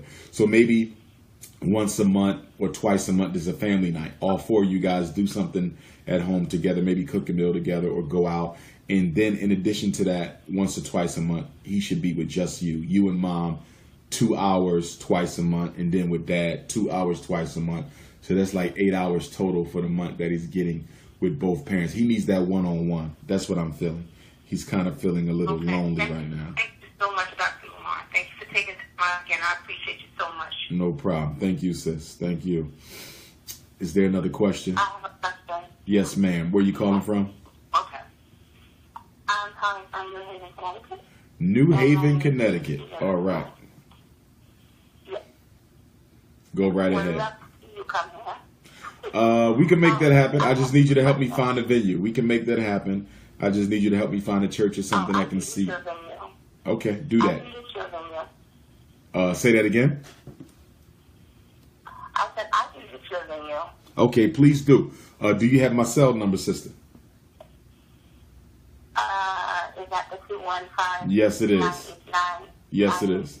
858? Yes. Okay, I'll work on that. All right. Once you got me a venue, let me know. Okay. Go right ahead. I'm sorry. Okay. So my first question is, I'm a parent of a child who has multiple, I should say, challenges as of severe allergies, severe asthmatic, and now he's at the point of now he has a learning disability. I believe that a lot of it has to do, unfortunately, this kid has been on prednisone for 7 years. With the last 3 years, the prednisone being from 4 ml every other day to now 3 ml every other day. We're becoming to be a little bit manageable with the Zoloft shot. Well, he's 7 years old. But he started into the Montessori school. At some point, I noticed that there was some difficulty with the learning piece of it. We started out with a 504. I kept expressing to them that at some point he needs an IEP. We need to be looking at that, at least underneath OHI, and with some of the steroids being long-term can cause attention deficit hyperactivity. Totally ignored. I'm one of those parents that I take it all the way to the board. When I come with what the Connecticut State Department of Education states, what the state and local, as far as regulation goes, what the federal law goes. That's how I approach when I advocate for my son. It took them a while when they initially tested him for an IEP. It came back as he was on point, he was on reading level, and so forth. And I said, I totally disagree with that. I'm requesting for an independent evaluation. The independent evaluation came back, and it says it sort of supported what I was saying for 3 years. And then just recently in July, they did a reading assessment, which also supported the independent evaluation. And then at some point, they're stating that he should be looked at for dyslexia. Now, his pediatrician, who specialized in dyslexia, wrote a letter back last year after doing a couple of little assessments to saying that he should be tested for that, which they never did. So the battle I'm having right now, because of the physical piece of it, the impairment with the 504, they just, after the independent evaluation gave him an IEP, they're stating that he doesn't need both of them. But he just don't have the learning disability, but he has the combination of both. So that's the first question is it possible to have them both? And then okay, is it possible to have both what? I didn't catch that. IEP and 504. Yes, you can have both. One, the IEP is the service agreement for a child with a special education disability, and the 50 that affects the ability to learn. 504 is a service agreement for a child with a disabling condition that affects their ability to function in the school. One is learning, one is functions. In other words, the IEP provides a child with modified instruction. They modify the curriculum to accommodate the learning needs with the IEP. With a 504, they simply provide the child with accommodations so that learning is not so that there's no obstacles to receiving his education in the school. So I want to make sure you're clear on that. So with the IEP, we're going to change the curriculum. I think my biggest comment, because I force them, like right now he has them both. But at some point they're saying, well, you know, the law states that, and I'm asking them, well, show me, because the law states what? The law states what? The law that he cannot have both. That's a lie. That's a lie. That's a lie. That's a lie. First of all, so both. Is it possible that you can forward me some documentation that I can show them where he needs to keep both? Okay. Because he has both right now, but they're wanting to go back to the table to incorporate what's in the 504 into the IEP. Okay, hear me. Couple things here. Number one, it is an absolute lie if they told you that you cannot have both the 504 and an IEP. That's an absolute lie. Okay? The 504 and the IEP are both federal laws. They are federal rights. They are both federal service agreements. In other words, they can't say, well, in our state, you can only have one. They're federal. Both of those are federal service agreements, and you can have both. I know thousands of kids who have both. Now, are both necessary? Not really, because let me explain this. On one hand, speaking as a principal and a school psychologist, it's not necessary to have both necessarily, because you can list any accommodations that a child needs can be listed on the accommodation page of the IEP. Let me repeat that. Any accommodations that a special ed child needs can be listed on the accommodations page of the IEP. So do you need a separate 504? Not necessarily. Because if he needs extra time to take his test, if he needs a one-to-one aid, if he needs school counseling, if he needs a school bus, if he needs any extra accommodation, it can go on the accommodation page of the IEP. However, as his mother, you may want to have a separate 504 agreement, and I'm going to tell you why. I would suggest that a parent have a separate 504 agreement. So now you're talking about having both documents, an IEP and a 504, if the school is a trifling, messy, irresponsible, don't care about their students type of school. Why? Because if you have two separate agreements, you now have two weapons that you can use to bring against the school in the event that they don't meet your son's needs. In other words, you can hit them from the special ed law angle, which means they might have to pay for a private school, which means they might owe you compensatory ed. And then you can also hit them from the 504 service agreement angle that says you are systematically discriminating against a child with a disability, which you are not allowed to do, that you're not providing this child with the type of accommodations that they need. So if the school is not really a good school, it's not a school that's really working with you, you don't think they're really, vested in your child's best interest, then keep them both. Because now you have a Glock in one hand and you got your Colt revolver in the other hand. If it's a good school, I say put it all together on one document. Put it all in the IEP with the account. But if they're not responsible, keep them separate. Keep them separate. Now, let me say this though. And at this point, let me give you this though. Remember how you just asked me for some documentation to prove that you can have both? Yeah. I got a better idea for you. Forget the documentation. What I always tell parents is whenever the school says something illegal, I want you to ask them to put it in writing. So you can attack this two ways. At the next meeting, you can say, can you please give me a letter stating that my child can have both? And I can promise you right now, I will promise you every penny I have that you will never get a letter stating that your son can only have one, because that's a lie. That they can be sued for that. You cannot deny a child either the IEP or the 504. Dr. Umar, I think you need to lead me into a direction of someone to do.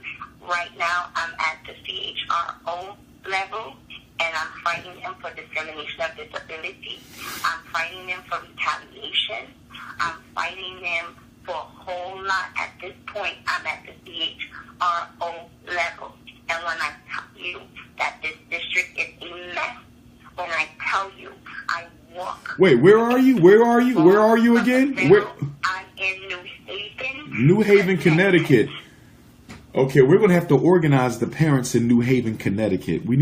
I need you to get me that venue quick. I need you.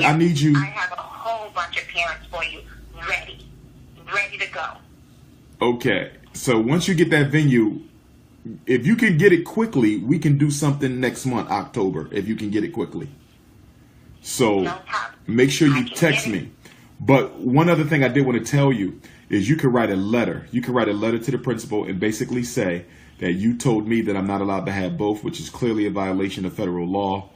Can you please show me the evidence of this? Well, or you could go another way. You could write a letter to the United States Department of Education Office of Civil Rights.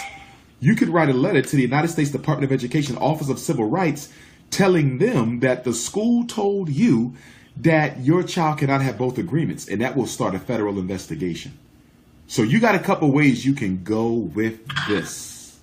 Well, I think I'm going to have to go with that last one because, again, Dr. Umar, I know exactly what, and that's why I'm asking you this question, because when I tell you it's to the point of retaliation towards me, where I've been blacklisted of working in the system, because I fight and advocate for my son, because I know exactly what the law is saying to me, that they do other than that. And like I said, I'm right now I have to file a claim against them, that we're still fighting because you have a lot of people that is in this district around the special education that is tearing our children apart.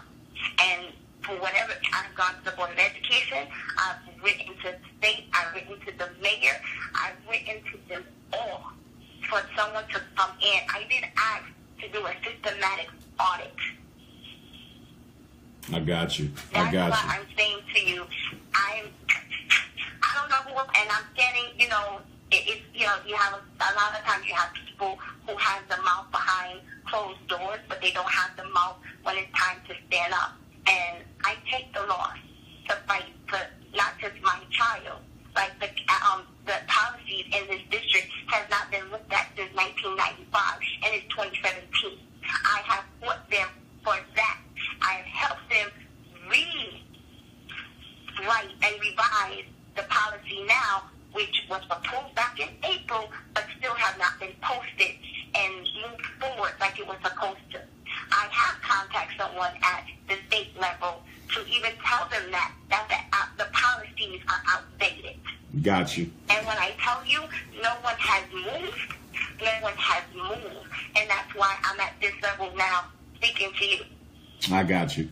You have my cell number, Queen? Yes, I do. Okay. Shoot me a text. Get that venue info. Get it for me as quickly as you can, because as soon as you get me the venue info, I'll get you the money to do the deposit and everything like that. And I want to make it for October. I want to make it for 4 weeks from now. So shoot me a text and I'm gonna call you and we're gonna work that out so we can start organizing these parents. All right. Okay. Stay strong too. I'm here, so I'm gonna help you through that as well. Definitely. We need you to start a chapter there, so we on it. Okay, y'all. Thank you. No problem. Also, before I go to the next question, a lot of people was asking me, am I selling the FDMG pillows? Yes, you can order these. If you're interested in purchasing an FDMG Special Collector's Edition pillow, red, black, and green FDMG pillow, as you can see, nice and comfortable. I'm going to have them for sale here tomorrow in Buffalo, New York. But if you want to buy one, you can text me 215-989-9858, 215-989-9858, and you can show your love in your office or your home or your study for the Frederick Douglass Marcus Garvey Academy. Show your support for Dr. Umar Johnson. Just text me 215-989-9858, and I will send you the link to purchase the pillow, and I will ship it right out to you. Custom made by hand, FDMG pillows, Frederick Douglass Marcus Garvey Academy. Yes, yes, yes. And don't forget, my brothers and sisters in Buffalo, I'm here tomorrow speaking St. Luke AME Zion Church, 314 Ferry Street. Doors open up at 2. Lecture from 4 to 7. Tickets online or at the door, whatever you prefer. It's going to be powerful, so come on out. I got the books with me, the flags with me, the pillows with me. If you need to reach me by email, drumarjohnson@yahoo.com. And for my Detroit family, I have 5 schools that I have to go look at in Detroit. And I'm thinking about driving to Detroit from Buffalo, New York. I've never driven to Detroit from Philadelphia before. I've only flown, but Buffalo, New York is only 4 hours from Detroit. Buffalo, New York is only 4 hours from Detroit. And because it's only 4 hours, I'm thinking about driving to Detroit Monday so I can look at those schools to see if one of those Detroit schools will work for us. So Detroit, I might be driving on up to you on Monday. But somebody said it's real cold in Detroit already. I don't know if I want to come in all that cold if y'all freezing yet. But we'll work on that. Is there another question on the call? Yes, I have a question, Dr. Umar. Okay, let me take the first sister. Where you calling from, Queen? Okay. I'm calling from Albuquerque, New Mexico. Albuquerque, New Mexico, where I spoke 2 years ago at the University of New Mexico. I was there. Is it time for me to come back? Yes, it is. Okay, yes, then you're going to help me. You're going to help me come back. You're going to help me come back. I need you to find me a venue that can seat about 300 people. Okay. All right. Once you have it, shoot me a text, and the rest is history.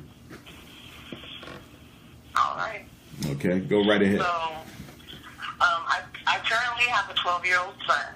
He is from 3rd grade diagnosed with ADD. He was on a form of medication. There was an extended release. Anyhow, make a long story short, when you came 2 years ago, enlightened me, so I went on this journey. I weaned him off the medication myself. I went to a pediatrician, made it official. We got him off the medication. He's been off for 2 years, doing well. I had to change his diet. I did a whole readjustment as a parent. I did a whole reevaluation of myself and with him as well. I'm looking at him now, so they still have him in special ed. We do an IEP every year that I have to request because they will not do it unless I request it. So I request for them to do it every year. So at this point, since he was evaluated in the 3rd grade, I'm now requesting for a reevaluation because I want to get him out of special ed. Right now, the school that he goes to is a collaborative school, and they have basically have inclusion classes, so that he's really not in special ed, but they're getting the funding as if he was. You see what I'm saying? So at this point, I'm trying to see what the best route is or the best option for me to either get him permanently off of special ed, because I really had to just do some parenting 101 on myself and put some emphasis into him and just reevaluate it. I'm a very engaged parent. I'm involved with, I'm a school volunteer, but I would like to have a parent advocacy association out here because it's so needed. There's no identifiers for Black children in this state, which I would like to have that done. I've talked to our Office of African American Affairs.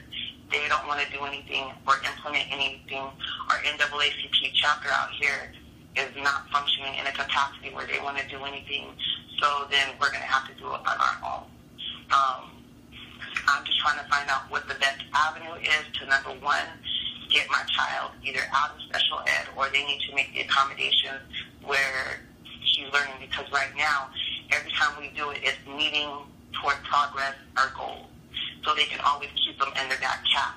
Well, at some point, he needs to be meeting those goals. If not, the accommodations that I'm requesting for him to have tutoring, they're telling me that they can't accommodate that. So they have what they have is they have the high schoolers come and they'll tutor them for a night. Well, I don't consider that adequate tutoring. I need a professional to tutor my son, especially if you're telling me that he has learning disability. So I just want to know what my best avenue is as far as should I just go ahead and take him off of get him off of special ed altogether.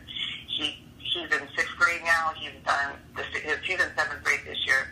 His 6th grade year, he ended out his year. He went the whole year and made pretty much all A's and B's and a couple of C's. Okay, he's in 6th grade now, correct?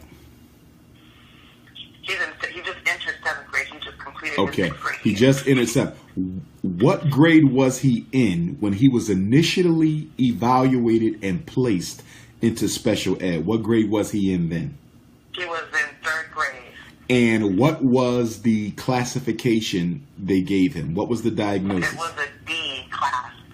It was D, and they classified him with ADD with hyperactivity. Okay, it was ADHD. So, in other words, what you're telling me is he was not even in special ed really for learning.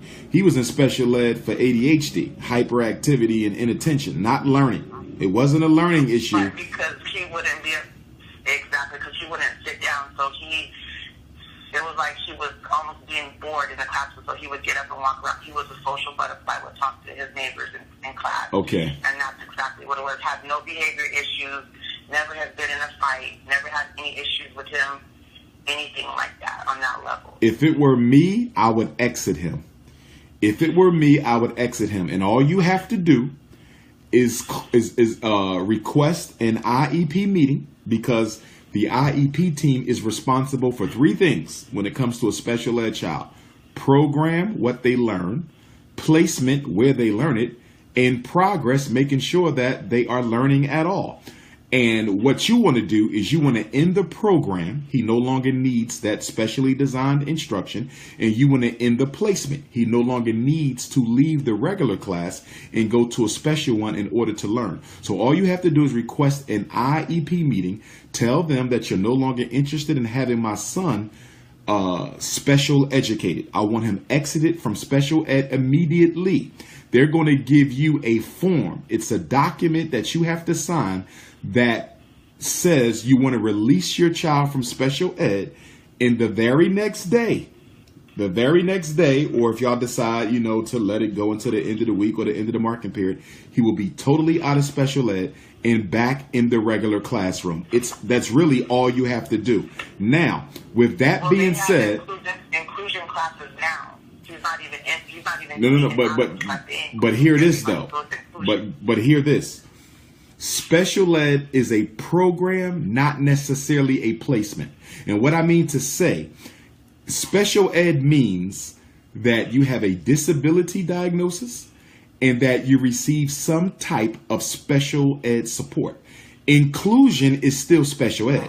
It's just that the placement is the regular class. In other words, you can be in special ed and the placement be the regular classroom, but it's still special ed because you're still in the computer with the diagnosis and you're receiving some kind of a service. So it's still special ed, which means they still getting paid, because remember, special ed is money. So they're still getting paid. So you want to exit him. You want to call that meeting, tell them to exit him, ask for the form that you can sign to exit my son at this time. Now, just so you know, if they want to, they can challenge your request, which means just like a parent can challenge the school and take the school district to due process, they can take you to due process. They can contact the state and say, we have a parent who wants the child out of special ed. We think he really needs this special ed. So we're now requesting a due process hearing, which means your son will stay in special ed until the hearing officer comes down to Albuquerque to hear your argument as to why you want him out, hear the district's argument as to why they want him to stay in, and then after they hear both arguments, because the hearing officer is a de facto judge, a special ed hearing officer is a de facto judge, and then after they hear both sides of the argument, they will decide whether or not to exit your son from special ed. Now, 95% of the time, they never challenge a parent who wants to take their child out of special ed. 95% of the time, they never challenge a parent who wants to take their child out of special ed. So, and especially for ADHD, I can see if he was blind or deaf or retarded or autistic, but you're talking ADHD. I don't really think you're going to have any issue pulling him out. They might not like it, but there's nothing they can do about it. It's really nothing they can do about it. So if you want him out, get him on out. All you got to do is call a meeting and request the paperwork to sign. Great. And then as far as the Parent Advocacy Association, now we can get started chapter here. How do we go ahead and get that started? How many parents do I need to get started? Because there's no black identifiers in the state, and the governor literally pulled out all of the African American books out of the APS school library. Okay.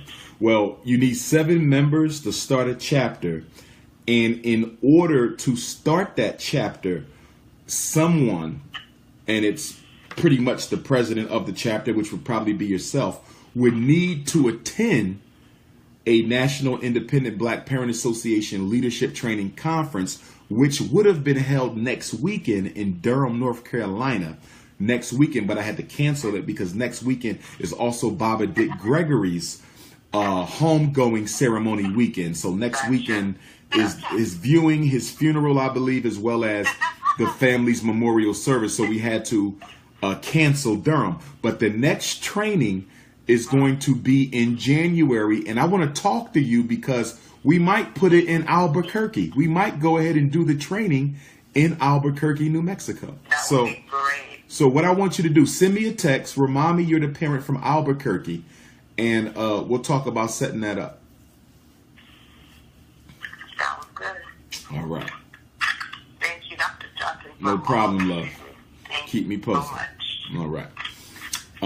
Before I take the next question, I wanted to let everybody know that on Monday, this Monday coming, I'm hosting a National Black High School Student Teleconference. So if you have children in high school, okay, if you have children in high school, 9th, 10th, 11th, and 12th, okay, at between 5 o'clock and 9 o'clock, on Monday, the day after tomorrow, this coming Monday, have them call back in from 5 to 9. I want to talk to the high school students because it's time to organize the babies. Yes, it's time to organize our high school students. So if you know of any high school students, if you have a youth group, if you have children of your own, it doesn't matter if they're high achieving or low achieving. It's about black teenagers.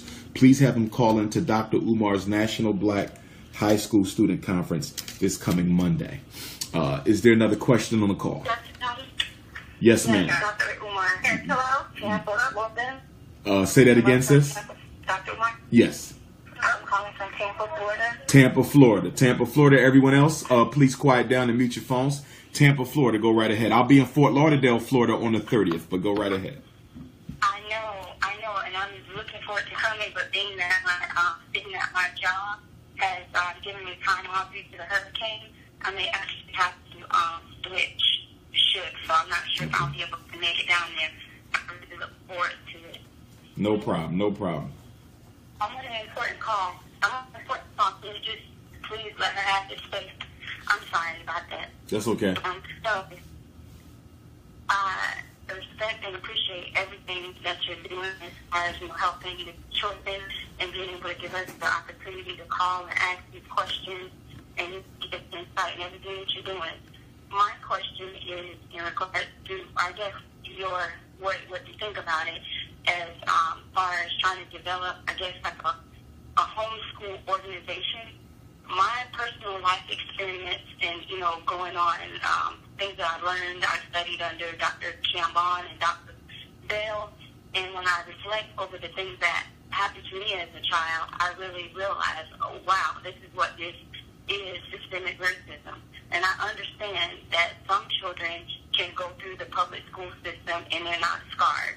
But then other, black children, some black children can go through the system and they're not scarred. And then others come out with, all kind of issues. And because I was actually in special learning, I had special learning disability class. And I would see other kids and I said, well, why can't I be in that class? Why can't I be in the gifted class? And I had a mother, I had a great mom, but I have a great mom, but she didn't really know how to advocate.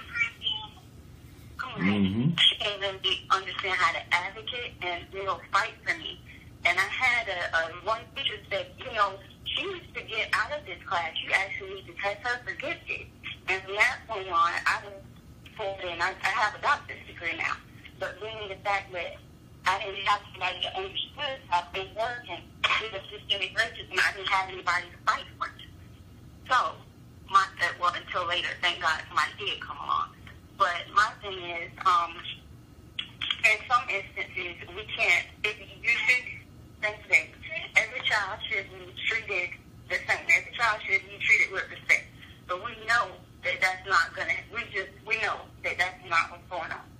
So, I'm looking at trying to, I guess, develop some kind of, like a homeschool organization, not a platform to test the children and have, because here in the state of Florida, you can actually do your independent homeschool. You can do your testing, that the state testing and everything, and you can teach your children at home. Because actually, my son was homeschooled for a few years, and he does well academically. He's not now; he's in high school, but he's doing well. So I'm looking into trying to develop, I guess, like organizations of mothers or people that are able to stay home. Or I guess maybe like I'm not sure if it's like a co-op, but maybe you can get like 5 or so kids together and homeschool those children, or homeschool those kids in a group. I'm not sure if logistically or even if it makes any kind of sense, but that's something that has kind of been on my heart, is a way that we can kind of start trying to educate our children, because everybody's not going to be able to, like what you're doing, develop a school, but I guess I'm just trying to look into solutions that can kind of do. Right. Well, with the National Independent... More quickly.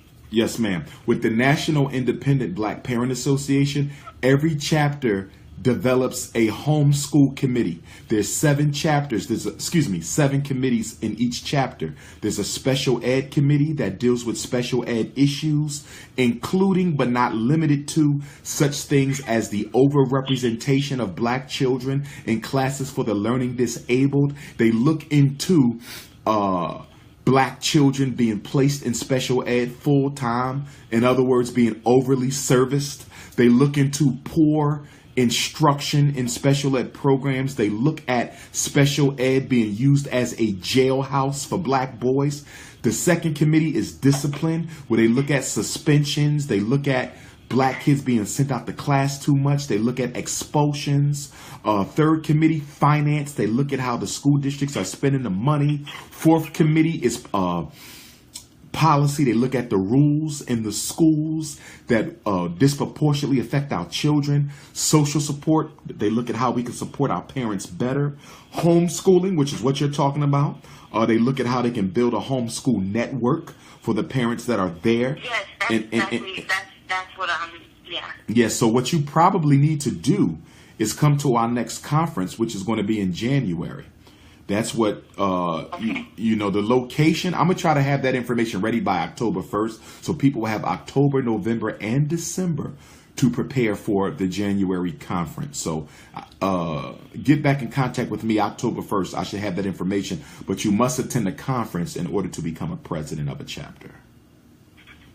Okay. All right. Sounds great.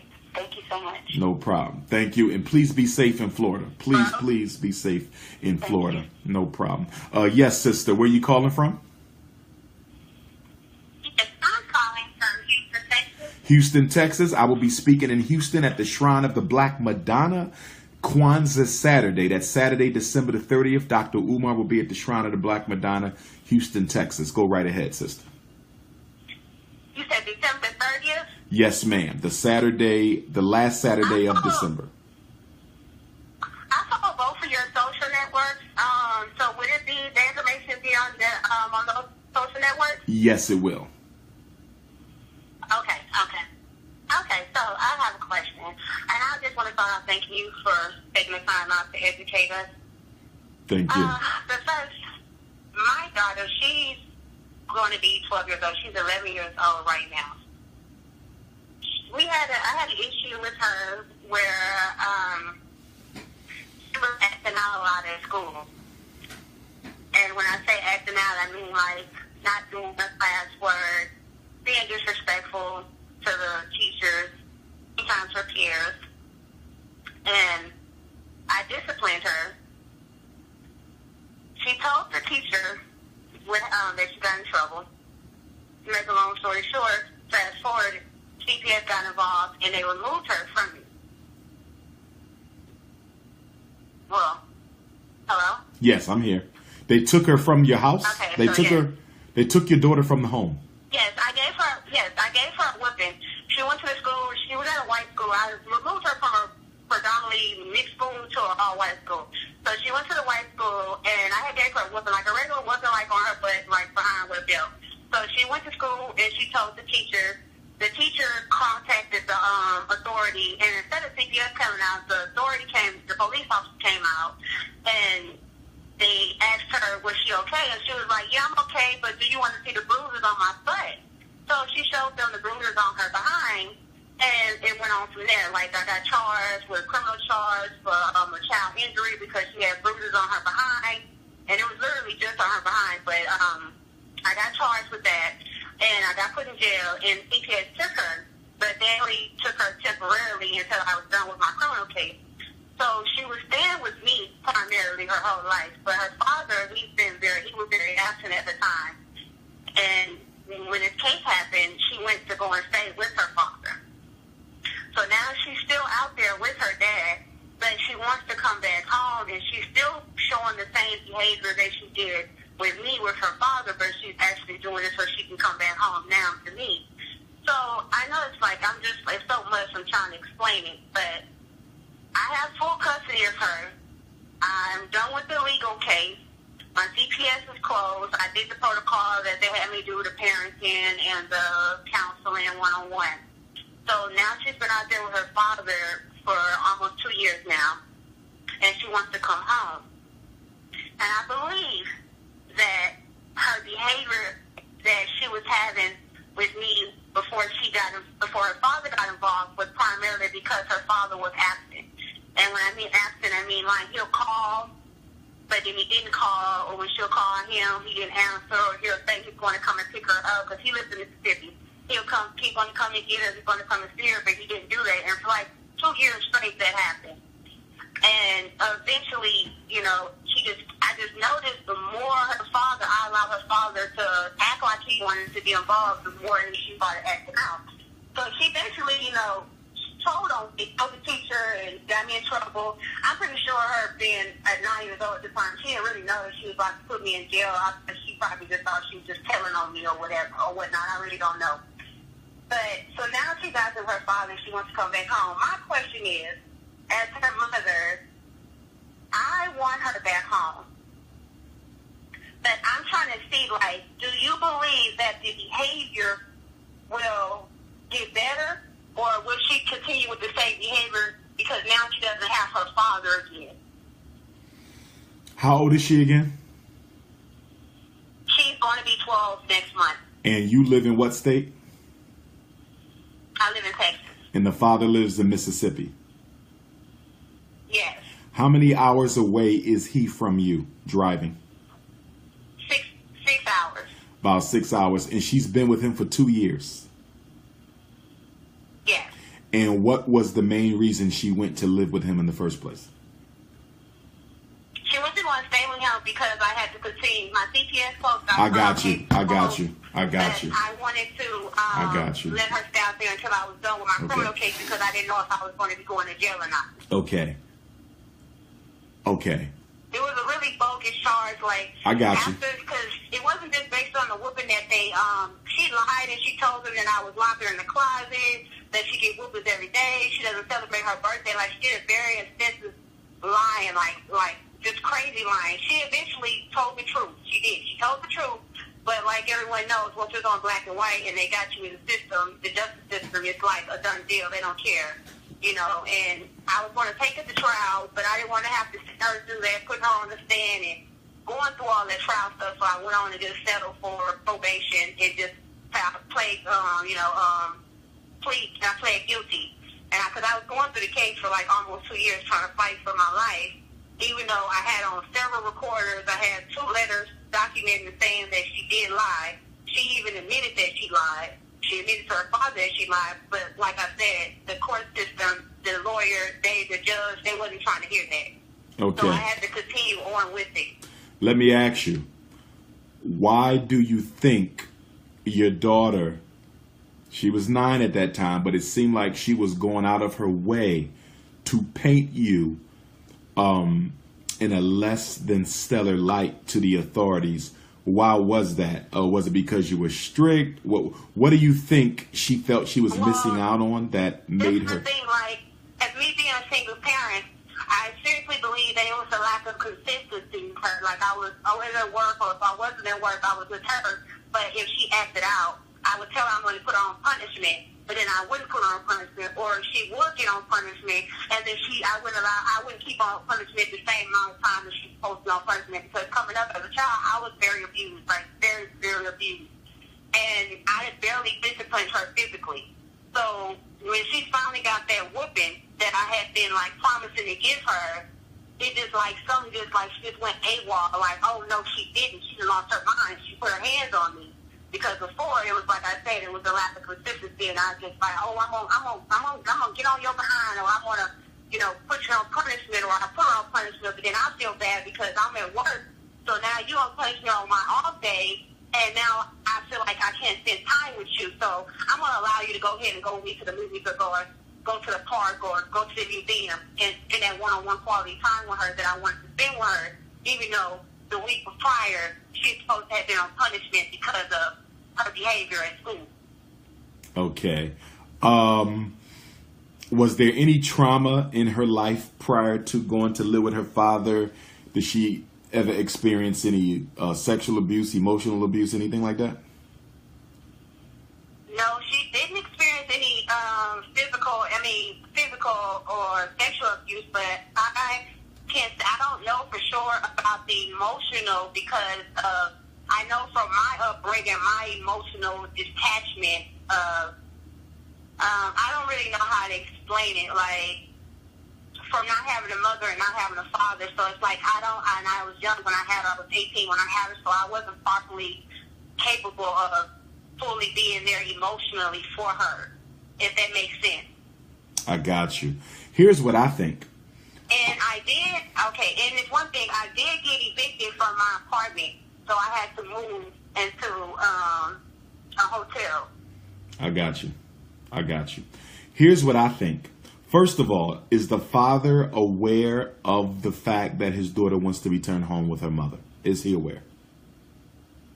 He is aware, and he's telling her that even though, because she's acting out with him, and he's like, even though you acting out, you're not going to go back home to your mom. You're either going to go stay here and be good, or you're going to go to foster care. Because you put your mom in jail.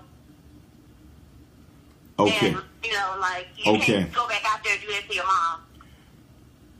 Okay, she's acting out at the father's too. That has me thinking there's more going on with her than what meets the eye. What is she doing at her father's? What type of acting out is she engaging in? Lying a lot, not doing her classwork, literally 30 plus 60 equals snake. Like, this is what she's doing. Okay. Or, she'll not apply herself on a test, and then she'll write a note to the teacher and tell the teacher, I tried my best, can you please give me some points? But it's really not her best, because previously when she was staying with me, they tried to put her in resource, but she took the test and she didn't even qualify for resource, so that wasn't the case. So they thought that was wrong with her. Oh, maybe she needs to go. She has learning, but she doesn't have a learning disability. So that was out the window. Okay. So it's just that behavior, like lying a lot, not doing her work, not coming home with her homework. The same behavior that she had with me is the same behavior that she's doing with her dad. Okay. Something's missing from the story, and you may not be aware of what it is. So I'm not insinuating that you're leaving something out, but something's missing. I'm looking at the age of the onset of the dysfunctional behavior. 9 years old for a girl is very young for them to begin engaging in those types of extreme behaviors. and then to go to the other parent and the behavior continues, you know, the dysfunctional, oppositional behavior there's something missing. What type of relationship, how would you describe your relationship with your daughter, and how would you describe her relationship with her father? Okay, like with me and my daughter, like we was very close. Like I get up, wake up every morning, and we pray in the morning before she go to school. She get out of school, I'm picking her up. I'm making sure that she, you know, asking her how her day was, like communicating with her, having like whenever I have time. If I'm not at work, I'm trying to spend time with her, mostly like financially spending money on her, taking her to places and stuff like that. And how would she describe your relationship, though? when she's cooking with me. How would she describe her relationship with you? Like if I said, how was your relationship with your mother? What would she say? What would she say? She'll tell you that she loves me. Like she loves me. She loves being around me. Like even now, like that she's not with me, she sleeps with my picture like every night. Like, and we speak on the phone every day, and you know, when I can go down there and see her, I go and see her. We sleep in the bed together, like. And how would you describe her relationship with her father? Well, her father, he just became a part of her life when she was 9 years old. So he's mostly trying to make up for the time that he wasn't there, but he's doing it basically with material things because he has another woman that lives there, and she's expecting a child, and then he has another play child that he takes care of. Okay, you said he has a play child. Hold on. The play child. How old is the play child that he takes care of? She's 3. Okay, she's 3. Okay, how did he end up with the play child? Whose child does? His ex-girlfriend adopted his cousin's daughter. His ex-girlfriend adopted his cousin's daughter and gave his cousin's daughter to him to raise? They both share custody of her basically because they were together when she adopted him. So she goes back and forth with both of them. But primarily she's always with him. Okay, and his girlfriend is expecting a child. So there's a 3-year-old in there. Yeah. There's a soon-to-be newborn in there. And then we have the 11-year-old biological. How much attention is she getting from her father? Because he has the play child, the girlfriend who's expecting, a baby soon to come. I'm wondering, is your daughter getting the type of attention she needs from her father, the one-on-one? And is that the reason she wants to come back to you? I don't believe that she is, and that's an issue for me because even when I'm on the phone talking to her little play sister or whatever is like right underneath her, or you know, it's like, or her dad is like somewhere else, or you know, he got company, or he's with his baby mother, or he's dealing with the child. He just does like the normal things, like cook for her and wake her up and get her ready for school, and let her watch TV, or let her ride with her to the barbershop, or you know, you give me a haircut, so she's not really chilling with you. She give me a haircut, so it's not really one-on-one time at all. Like no one-on-one time, really. Let me go back to when she lived with you, because every behavior has a function. When she said all that to the authorities in an attempt to get away from you, was it because you were not spending the time with her that she needed as well? I know that was what it was. Okay, you know that's what it was. So basically, she has been dealing with, at least from what she perceives, as emotional neglect from both parents. Emotional neglect. First from mom, now from dad. Would that be correct? Yeah. Okay. I truly believe that. I believe it is too. I took my one-on-one counseling, she brought that to my attention, so I'm aware of that. Okay. And you don't have any other children right now, correct? No. Okay. I think it's time for your daughter to come back. I think it's time for your daughter to come back. Do too. I think she needs the one-on-one attention from mom. Y'all need to heal your relationship. And then I think that once dad gets a little bit more stable, once the new baby comes, she can start going back over there to spend time with him. Maybe 1 week out of a month.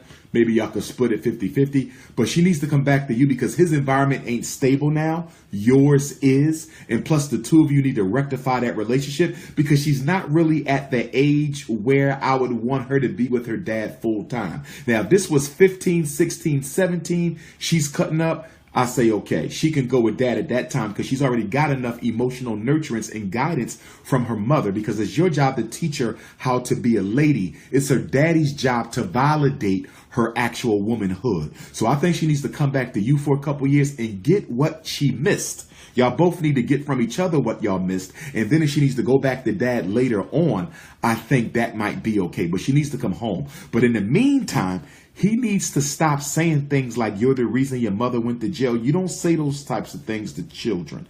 So he needs to stop saying that. And he definitely don't need to be threatening her with foster care. Because remember, we're talking about a child who already feels emotionally neglected. So with that in mind, why would you threaten an emotionally neglected child with more emotional neglect by telling them they're going to go to foster care? So you got to get your daughter back, because if you don't, I'm afraid that this trajectory sounds like teenage pregnancy waiting to happen. Because when girls don't really have that emotional bond, they start trying to get it from another boy. And that's why we have this teenage pregnancy issue. It's not about sex. It's about that emotional support that our daughters desperately desire. So yes, it's time for her to come back. Yes, it's time for her to come back. I absolutely believe that, because she is very intrigued with boys right now. Like when I asked her about who's in her classroom, she names the boys. I don't have any girls that she names really, and I truly understand what you're saying, and that's what I feel like she needs to be home with me. And someone was saying like, well, what effect do you believe that that's going to have on her by removing her from her father after she just got in a relationship with him and she's just not getting to know him? And I feel like I can't be concerned with that part. I need to be concerned with getting me and my daughter's relationship on track. Right. Well, you got to be concerned with both, because they're both important. Her relationship with you as well as her relationship with her father, because she's going to need him, especially as she starts to date, 5 years from now. But now that he's active, he can, like you suggested, get her during like once a month or during summertime or Christmas, during holiday school breaks, have that kind of father relationship with her, but be with her mother primarily. Exactly. So, but I think the three of you need to sit down. Don't take her without the three of you sitting down and talking about her experience with him, her experience with you prior, what your expectations are for her when she comes back, because you got to set the rules down.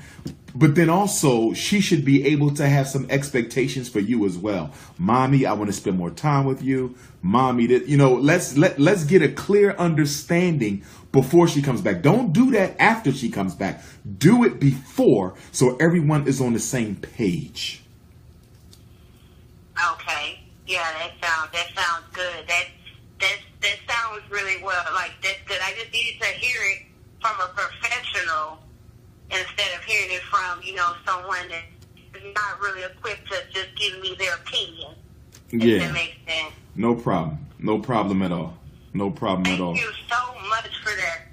No problem, sis. And good luck. Good luck as well. I'm sure it'll turn out fine. Thank you. Thank you. Thank you. Is there another question on the call? I actually have something I want to say. It's trying to be a question, but I'm listening to a lot of people talk about their children. I'm sorry, I'm from D.C. Sure. I'm listening to a lot of people talk about their children, and I was the problem child, and I want some people to just kind of talk to your kids about their curriculum and what's going on, because I didn't know why I acted out the way that I acted out, but I totally understand it now at 34 years of age. But the work wasn't challenging for me, and a lot of work that I was given, I almost felt insulted. A quick example, teacher is out, we have a substitute teacher in there, and they give you basic addition, and you're like a high school student. So I acted out, ripping up the paper, and I'm not doing this SHIT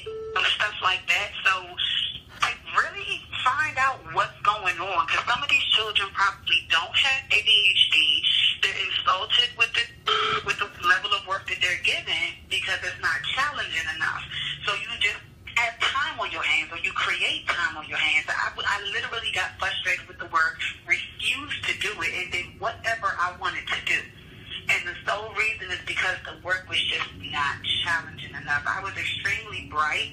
I never knew what the word potential meant around that time, but I heard it all my life. She has so much potential. I actually thought potential was an insult until I looked it up. So I just kind of wanted to throw that out there, you know, before you medicate these kids, you know, like really, really find out what in the world is going on. I was also going to ask you if you were going to attend Dick Gregory's funeral. That was one of my questions, but you already answered that. And this is completely off, but do you think you can bring a pillow with you? Because I will be there. Yes. What I want you to do, send me a text. Now, his funeral is on Saturday, correct? Yes. The viewing is Friday, the funeral. Now, because I saw it advertised as a memorial service, so is that actually the funeral, or is that just a memorial service? I actually just logged off. I'm still at work. I don't want to get too much into that, but I'm still at work. I can log back on and print out an email, and then, like I said, I'll send you a text. Okay. And we can go from there. Sure, no problem. Fair enough? Thank you. Okay. No problem, but y'all just please, you know, talk to the kids, see what's going on. And one other thing, their cultural differences. My family background is my family's from Nigeria, but I was born and I was raised here. There's a lot of new work going on with this weird math. I forget what they call it, Common Core math, and it's so crazy. And I'm noticing that a lot of parents are not even able to help children with their homework. So sometimes you try, like, just please get involved with the curriculum, because a lot of people, if you really pay attention, you'll notice that your kids are changing at school. They may be okay when they're at home, but there's a lot of influences. But just check the curriculum, see what's going on. A lot of it is insulting to children, and I think that's part of the reason why they act out. Or that's why I acted out anyway, so I just kind of wanted to mention that, so it's in the back of y'all's mind. Okay, no, good point. Good point. Thank you for that too, sister. Thank you for that. You're very welcome, and I'll send you that text. Will do. All right. All right. Bye-bye. Is there another question on the call?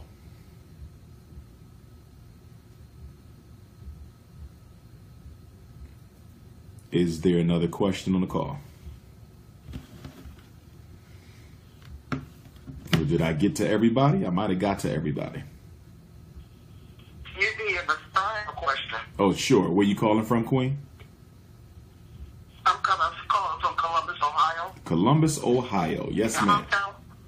Columbus, Ohio. Yes, I ma'am. do not have children, but I do have nieces and nephews and neighborhood children that I am concerned about within our school system.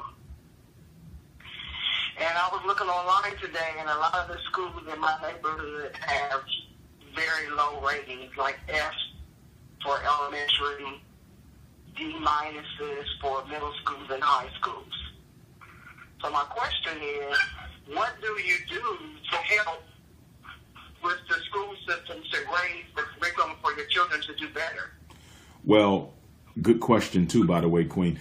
I would say one of our greatest weaknesses as a people, but especially when it comes to the educational system, is we are a nation of individuals as African Americans. We don't like uniting behind anything. And so what happens is black parents are often losing a lot of these battles that they have with the schools because they're not fighting them together. So for example, let's say in Columbus, you have a kid who is being mistreated by the teacher. And then there's another kid in the same class being mistreated by the teacher.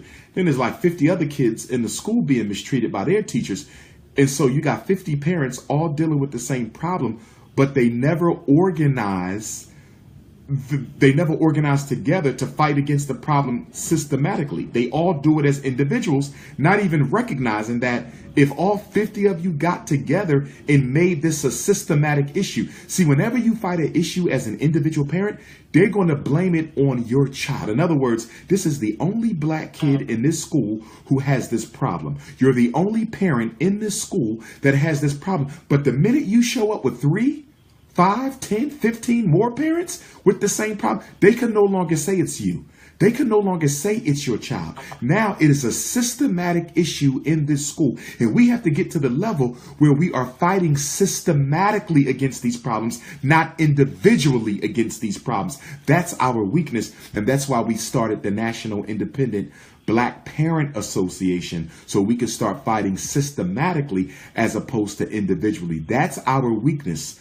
Individual parents taking on a whole system by themselves when they have so many other parents with the same issue. And then the other thing is we have too many parents who simply don't care enough to get involved with their children's education. We have a lot of Black parent apathy when it comes to public and charter school. I mean, I work in the schools, and I'm telling you, there are some parents who absolutely don't give a damn as long as the school doesn't bother them. So that apathy, that academic apathy, is something that the schools rely on, they depend on, and they expect us not to care enough to really fight back.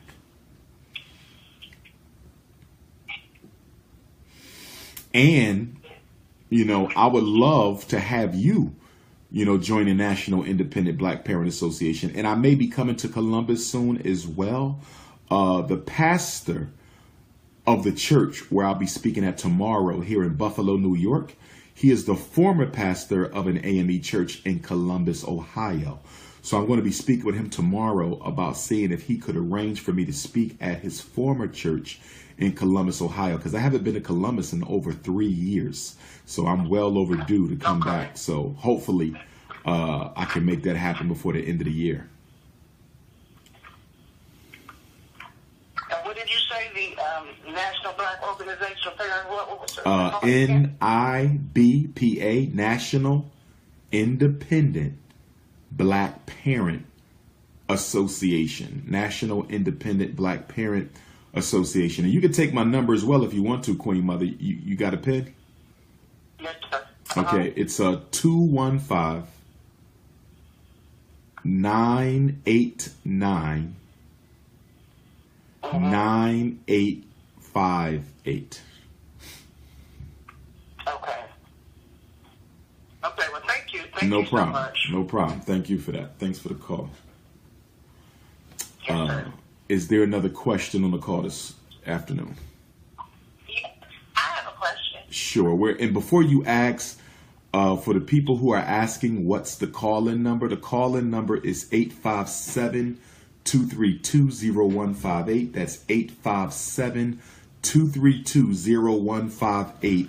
And the access code is 870-864-POUND. 870-864-POUND.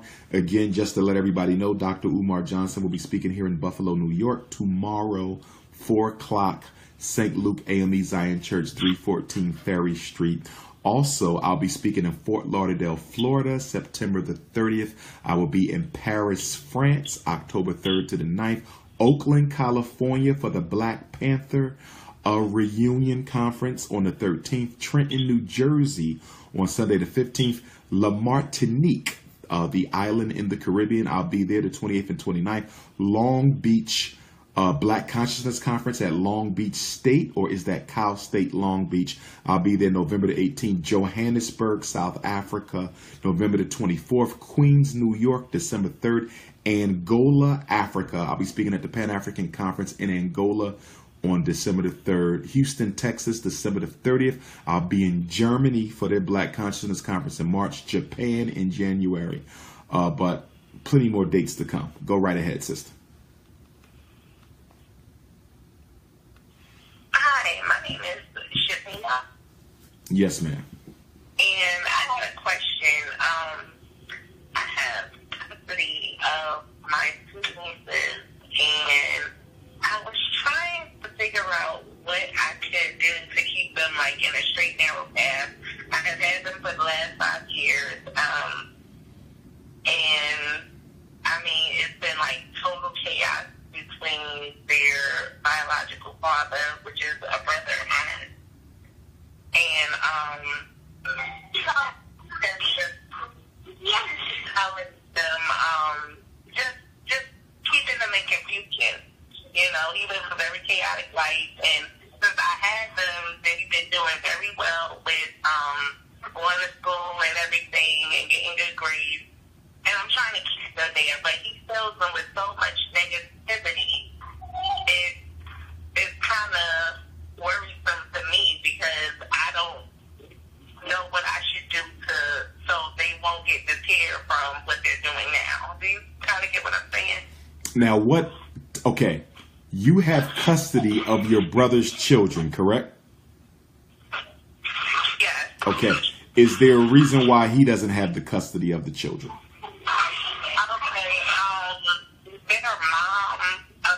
Their mom passed away when they were about 4 and 2. Okay. And due to their type of lifestyle they live. And he doesn't have them because of a street person. I mean, like right now, he's currently in jail. He's always dealing in chaos. I mean, from selling drugs to fighting, arguing. I mean, nobody wanted to take the kids because he's crazy. Right. You know, and I know the reason behind him being crazy, but I'm just concerned about the kids' well-being. And since I have taken them, you know, he's just been creating chaos, like trying to talk bad about me. Like if they tell him anything good, he'll try to turn away from the conversation, like, oh, you could have did that out here with me, instead of saying, oh, good job. Like if they tell him he's up there on vacation, he's like, oh, that's where y'all went, y'all always go there, and just start a new conversation. And I mean, he's just really negative. Like he called one day and told them somebody was shooting at him, and I'm like, why would you call the kids and tell them somebody's shooting at you? You know, so I tried to not let them talk to him for a while because, you know, I felt like they were getting depressed. Right. You know, but I'm the wrong person when I don't allow him to talk to them. But he just tells them everything, and he tells me, oh, I'm keeping it real with them. That's why. And I'm like, you can't do this with children. Right. Question. Well, you said he's filling them with negativity.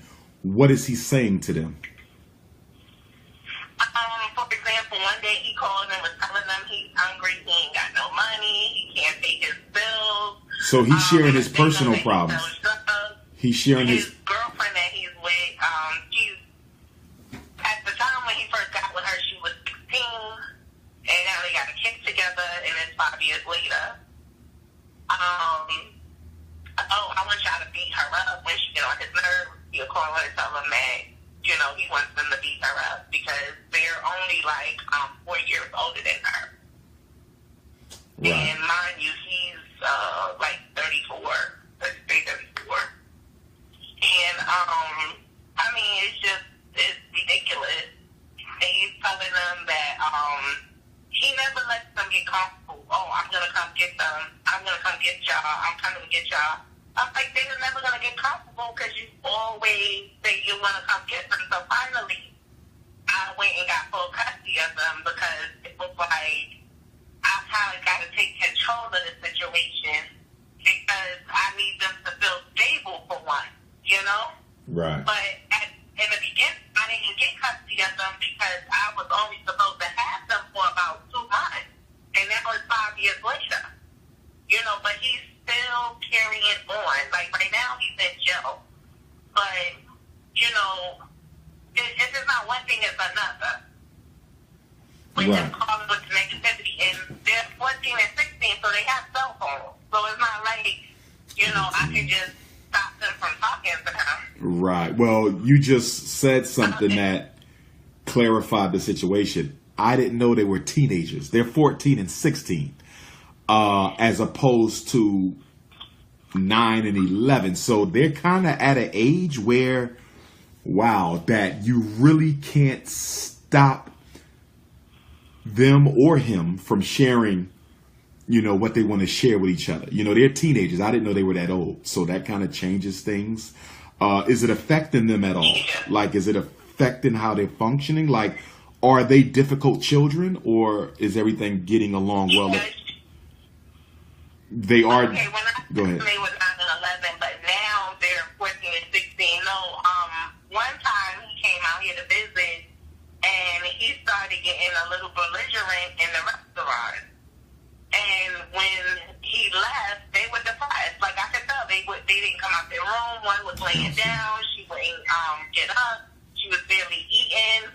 counseling, family counseling, family counseling.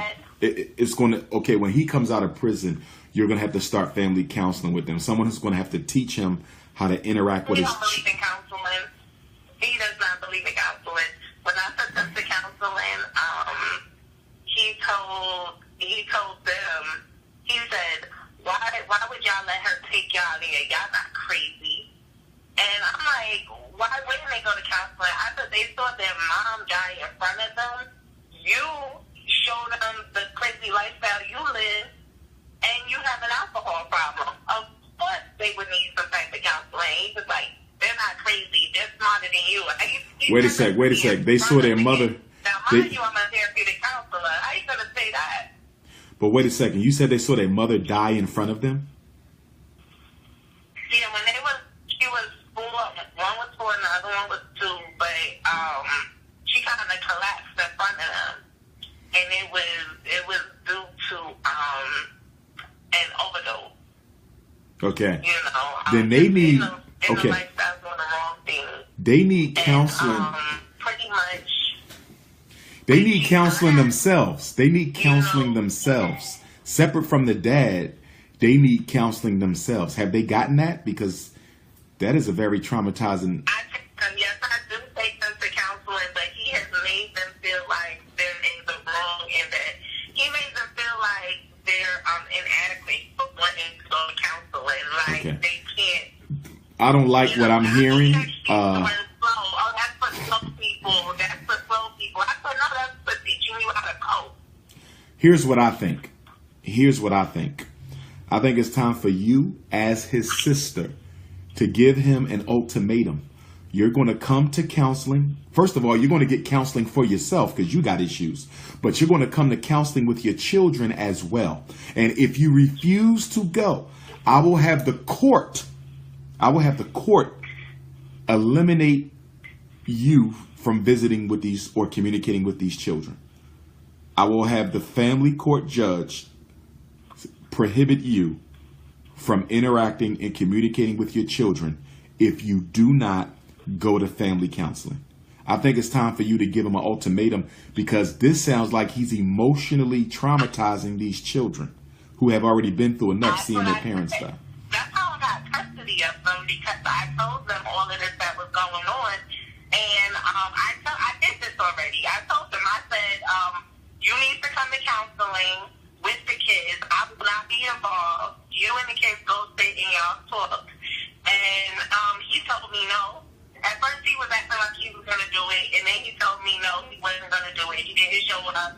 So when I went to court, I told them about everything, and I also told them that, first he didn't even show up to court. Let me say that. He didn't even show up to court. And I told them, like, is it possible y'all can limit his visitation? And they was like, no, we can't limit his visitation. You just got full custody, and if you don't allow him to see the kids, he can't see the kids. And I'm like, yeah, I understand that, but it comes to a point where he's still calling, because I don't think, I mean, they're in a different state of them. I don't take them to see him, but they still talk to him on the phone, and that's where the emotional damage comes from, is over the phone conversations. Okay.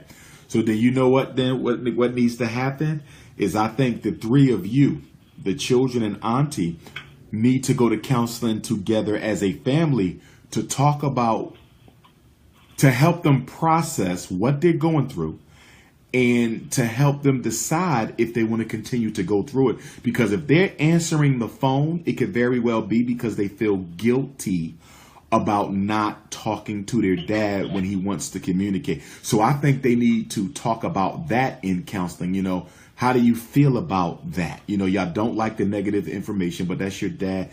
They need to process that and maybe come up with some strategies for how they want to deal with it. Maybe they need to be told that it's okay to not take some of the calls. You know, maybe they need to write their father a letter and tell him how he's making them feel, because it doesn't sound like he's ever heard from them as it relates to how they feel about him and what he's doing. Maybe they're intimidated. So it might be time to write a letter. Maybe it could be a counseling session where they actually write a letter to their father telling him how he makes them feel. But because he's not participating, I think counseling can still involve him to an extent as a silent participant, as an invisible participant. But I think counseling needs to focus on their relationship with their father and how they can navigate it.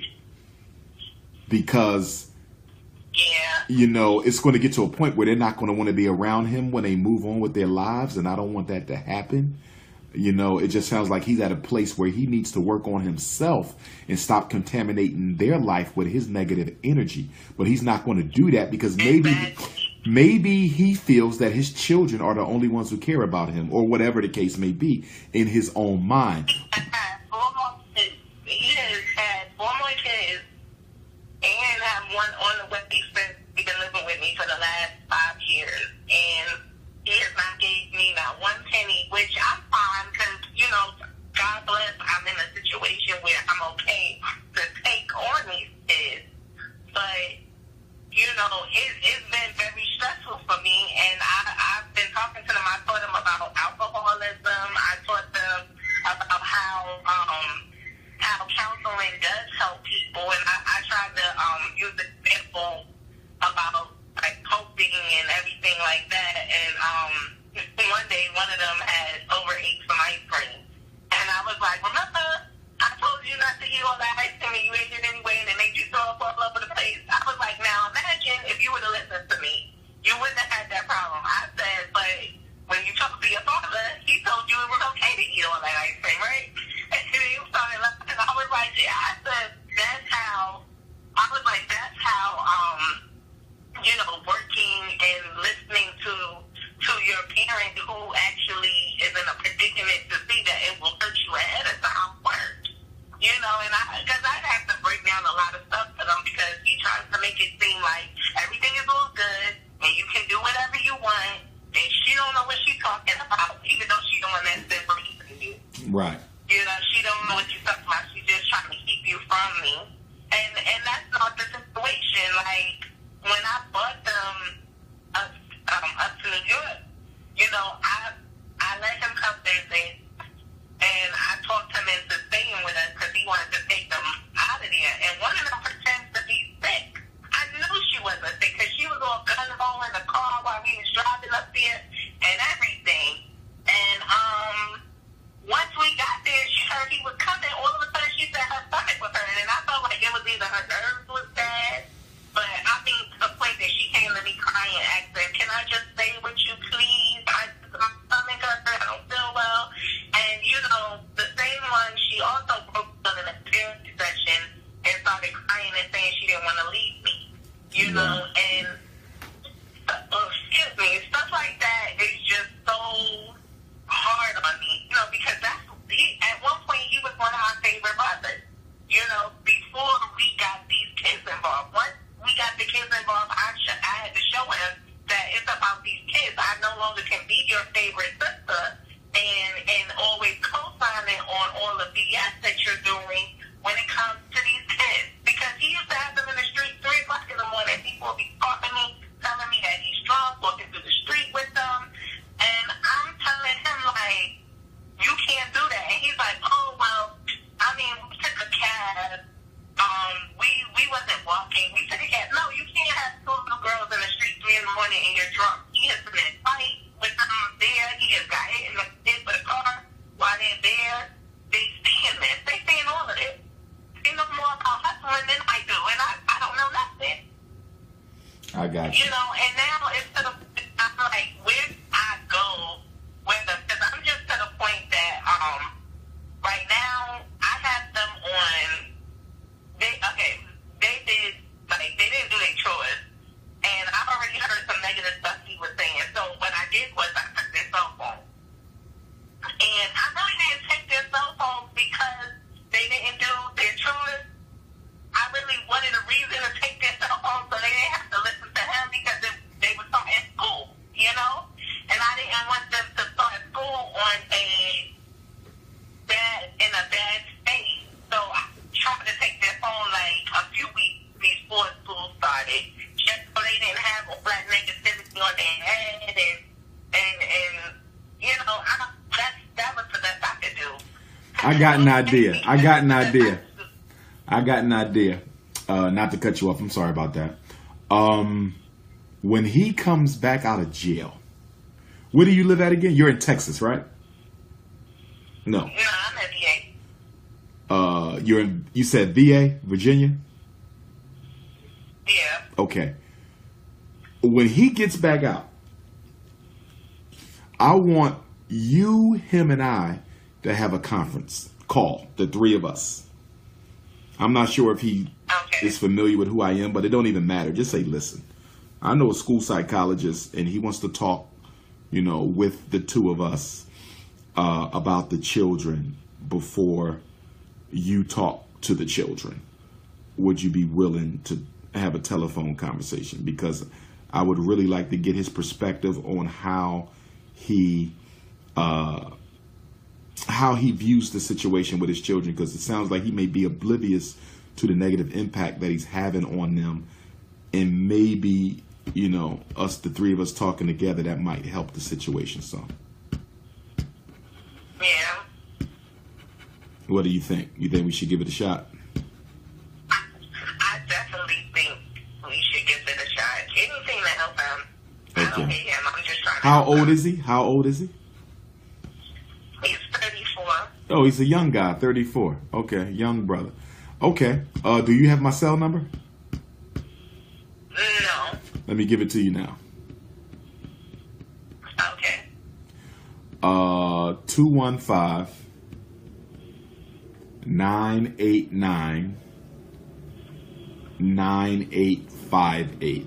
215-989-9858. When he gets out, just text me and remind me. I'm the auntie from Virginia who has custody of my two children, and we spoke on the call. And I'll remember you. Okay. Okay, thank you so much. No problem, sweetheart. No problem. Thank you. Is there another question on the call? Yes, sir. Yes, ma'am. Where you calling from, sister? Oh. Yes, my name is Arisha, and I'm calling from St. Louis, Missouri. St. Louis, Missouri. Go right ahead. Okay, well, first I'd like to thank you for allowing me to speak with you. No problem. This is somewhat positive and it's a negative. I'm actually a bit confused on what I should do with my situation. I have a child in a school, and she's very well educated. I mean, she's an honor roll student since she's been in school.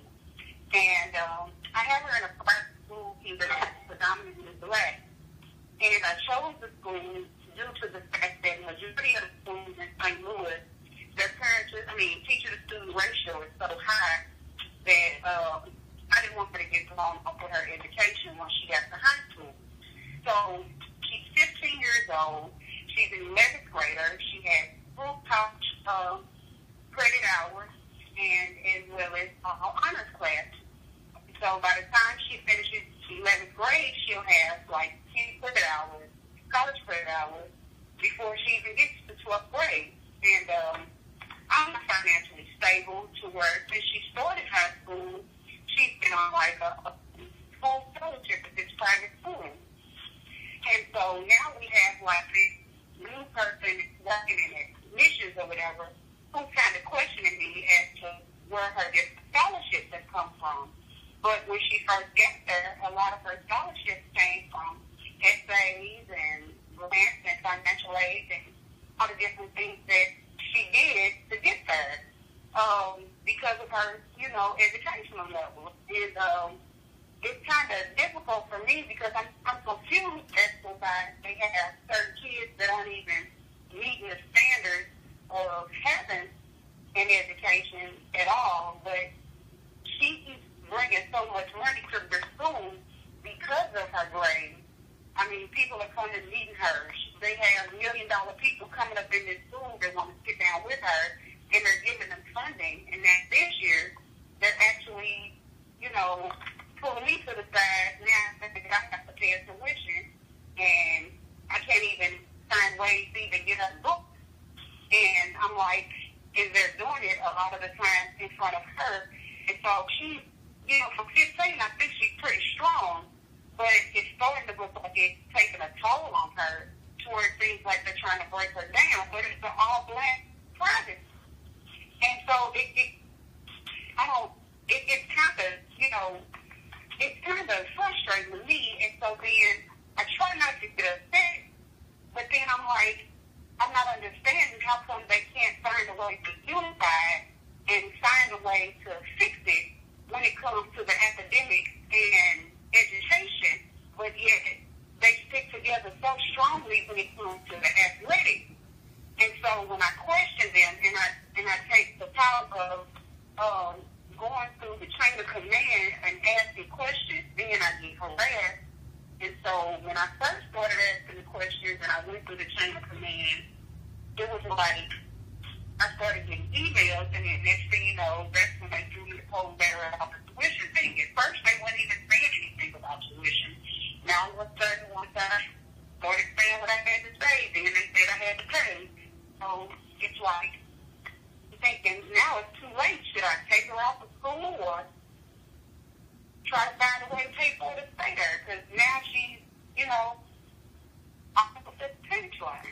Are you able to get any more scholarships to cover the cost? I mean, I don't even know where to start. Okay, so basically they're harassing, if I'm hearing you correctly, they're harassing your daughter about her tuition. Pretty much. I mean, I don't think that's appropriate. I don't like that. Adult conversation should be between adults. No child should ever hear from adults at their school about their parents' challenges getting the tuition paid. You know, for me, I would have a problem leaving my child there if they did that. You know, that's very disrespectful. It's insulting, you know, and it's harassing. Why are you talking to my child about tuition? Obviously, she can't pay it. She's a child. You know, I don't like that. You know, but it also sounds like you might have to get her out, unfortunately, you know, if the tuition can't be paid, because they're creating an unhealthy environment for your daughter. Now it's almost, she probably feeling like she don't want to go because when she see them, they're just giving her a look like, where's the money? So, I mean, I think you have to decide whether or not you're going to be able to cover that bill. If not, I think you got to get her out of there because it may be becoming an uncomfortable environment for her. I mean, because she just recently, all of a sudden, she's like, I don't feel good, you know. And I'm like, what do you mean you don't feel good? And next thing you know, now she's sick, and I had to, you know, I'm like, just randomly now you're getting sick at school, and, you know, her mood is kind of switched up a little bit. And I'm like, I don't like that, you know. I finally had tried to get her involved in a sport, but she wasn't really big in sports, and then we had the coach tell her in front of her face, you know, there's a strong possibility you may not make the team because I already got girls that are still slide. And, you know, so I'm just like, I don't know. It just seemed like at one point I thought because it was a all-black school, I don't like saying black at all, but because there was just so many people filled with melanin in this school that they would all come together and act like they had some sense. But no, that don't mean nothing. That don't mean nothing. With the rise of recording started.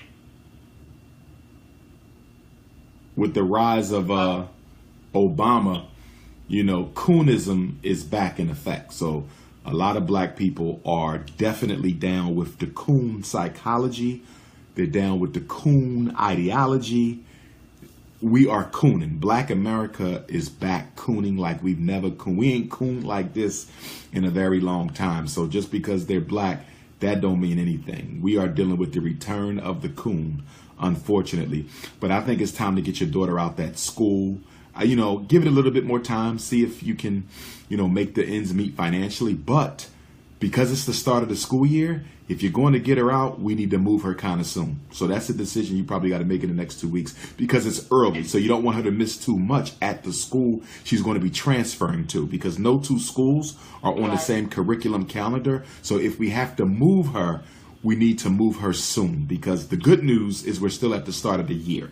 So she hasn't missed too much, but we don't want too much more time to go. I think we got to get her out of there by the end of September if we're going to do it. And they kind of like, the lady in the financial office, she, ever since I've been, I keep up with all my paperwork, and so when she said when she put the letter in the mail, it wasn't dated at all. And everything is usually dated, and I keep up with all my paperwork. And so, you know, she's like, well, I have to speak with management. And so I keep calling her every week, and she's like, well, I haven't been able to speak with the last person who was in charge who no longer works here. And so I'm like, are you prolonging this so that I'll be bound to a contract, so if I fall back, that I still have to pay this amount, you know? So then it's like, it would be no reason to even withdraw her. How long has she been there? How long has she been at the school? How many years? Since her freshman year. Oh, she's been there since her freshman year, and she's now a junior? She's now a junior, and she's been on full scholarship her freshman year. Why did they take the scholarship? What happened to the full scholarship? The lady said that she never could, since she got there like last year, she said she couldn't figure out where all of these funds were coming from.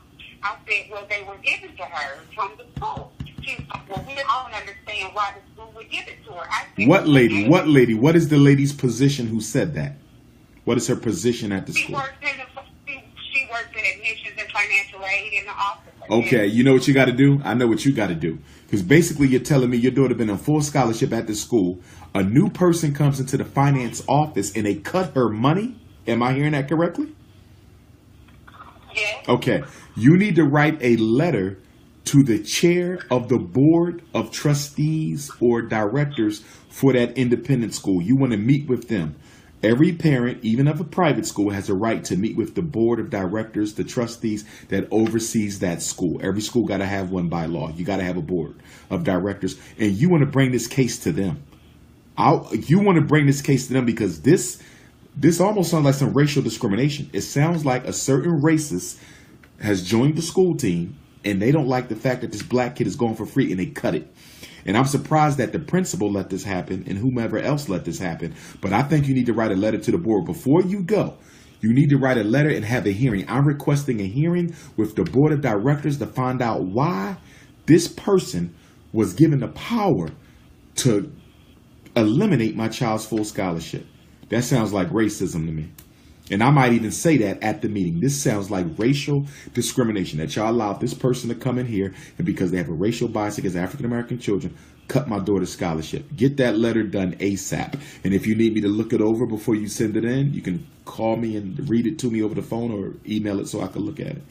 You need that letter to the board. Okay. Yeah, do that. Do that ASAP, because if we're not successful...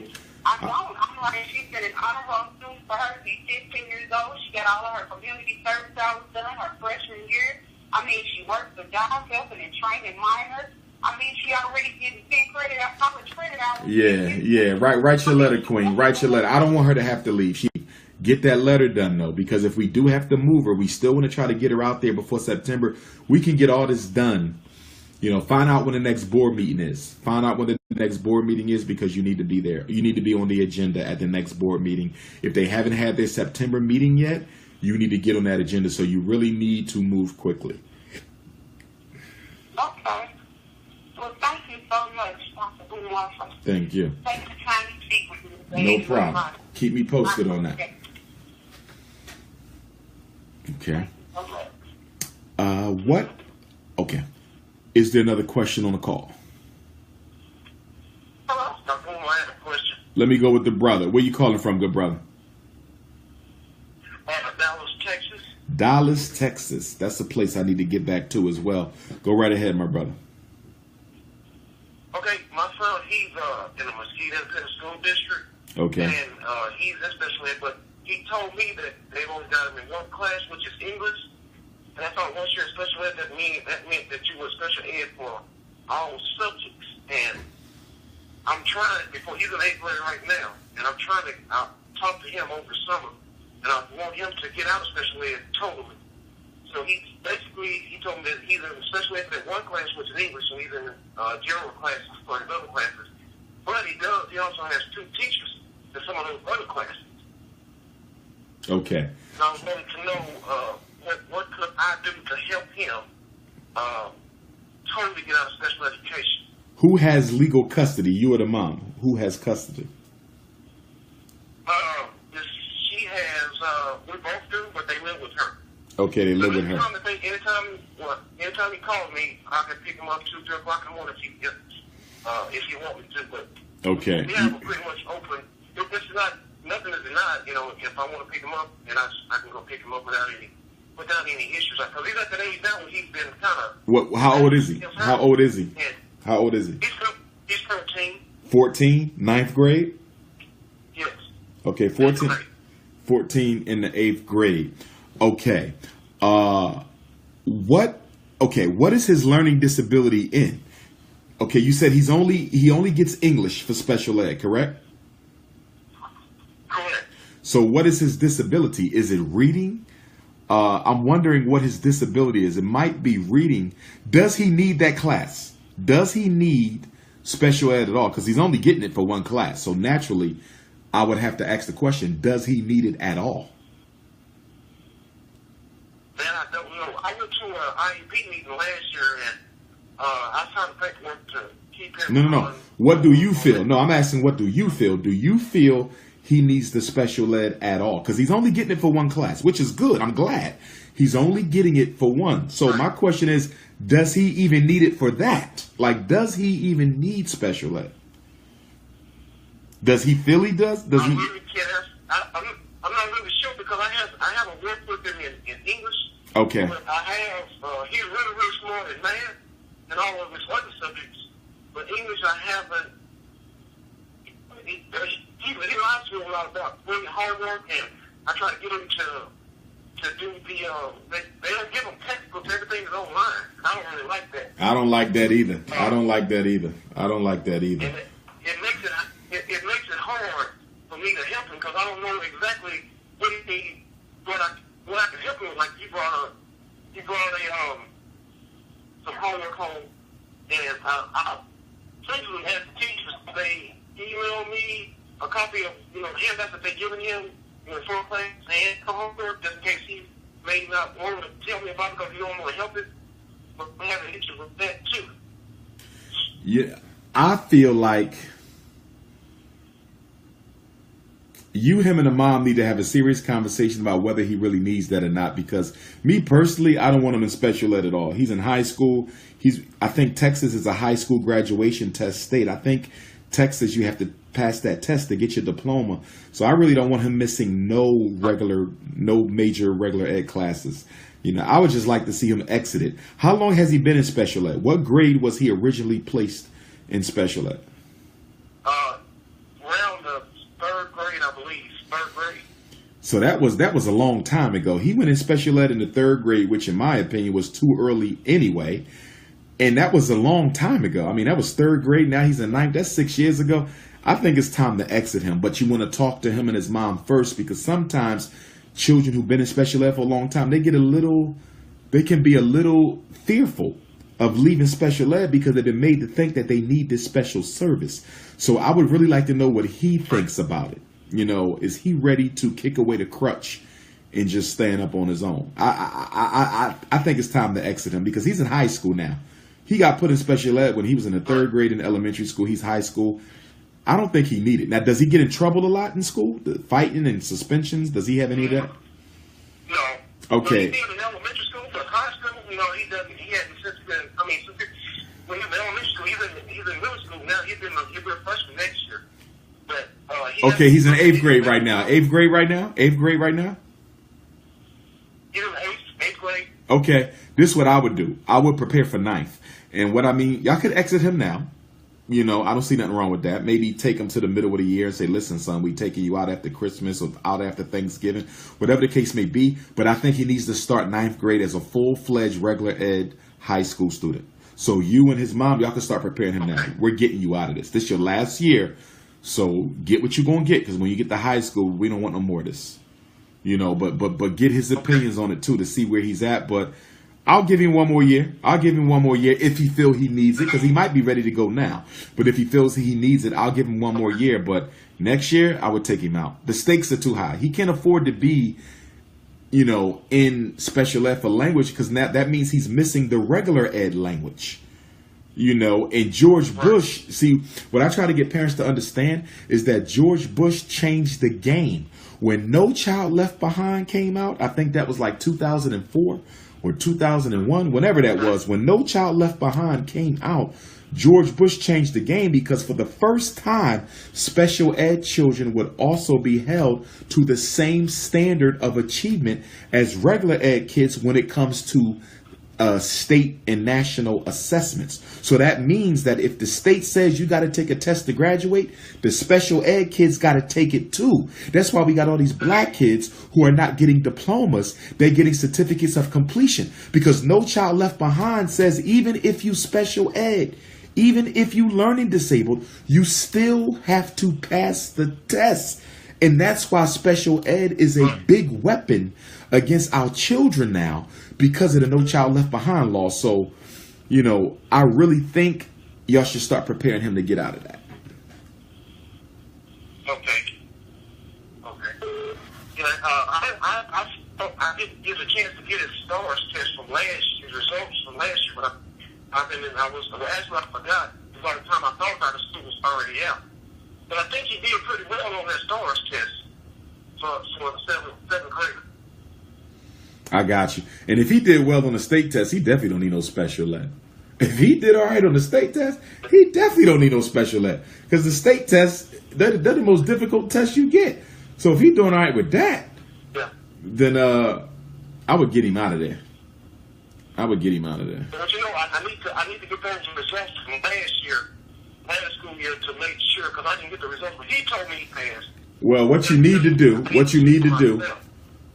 do, as the non-custodial parent, what you need to do is you need to write a letter to the principal requesting a complete copy of your son's academic record. That's what you need to do. That is your right. It is under federal law known as FERPA, F-E-R-P-A, FERPA, and that stands for Family Educational Rights and Privacy Act. Family Educational Rights and Privacy Act. And basically the letter will say, I'm requesting a complete copy of my son's academic record. This is my right under the Family Educational Rights and Privacy Act law of 1974. Please let me know when the copy will be ready and if there is a fee associated with my request. They can charge you for the copy. It might be $20, nothing major.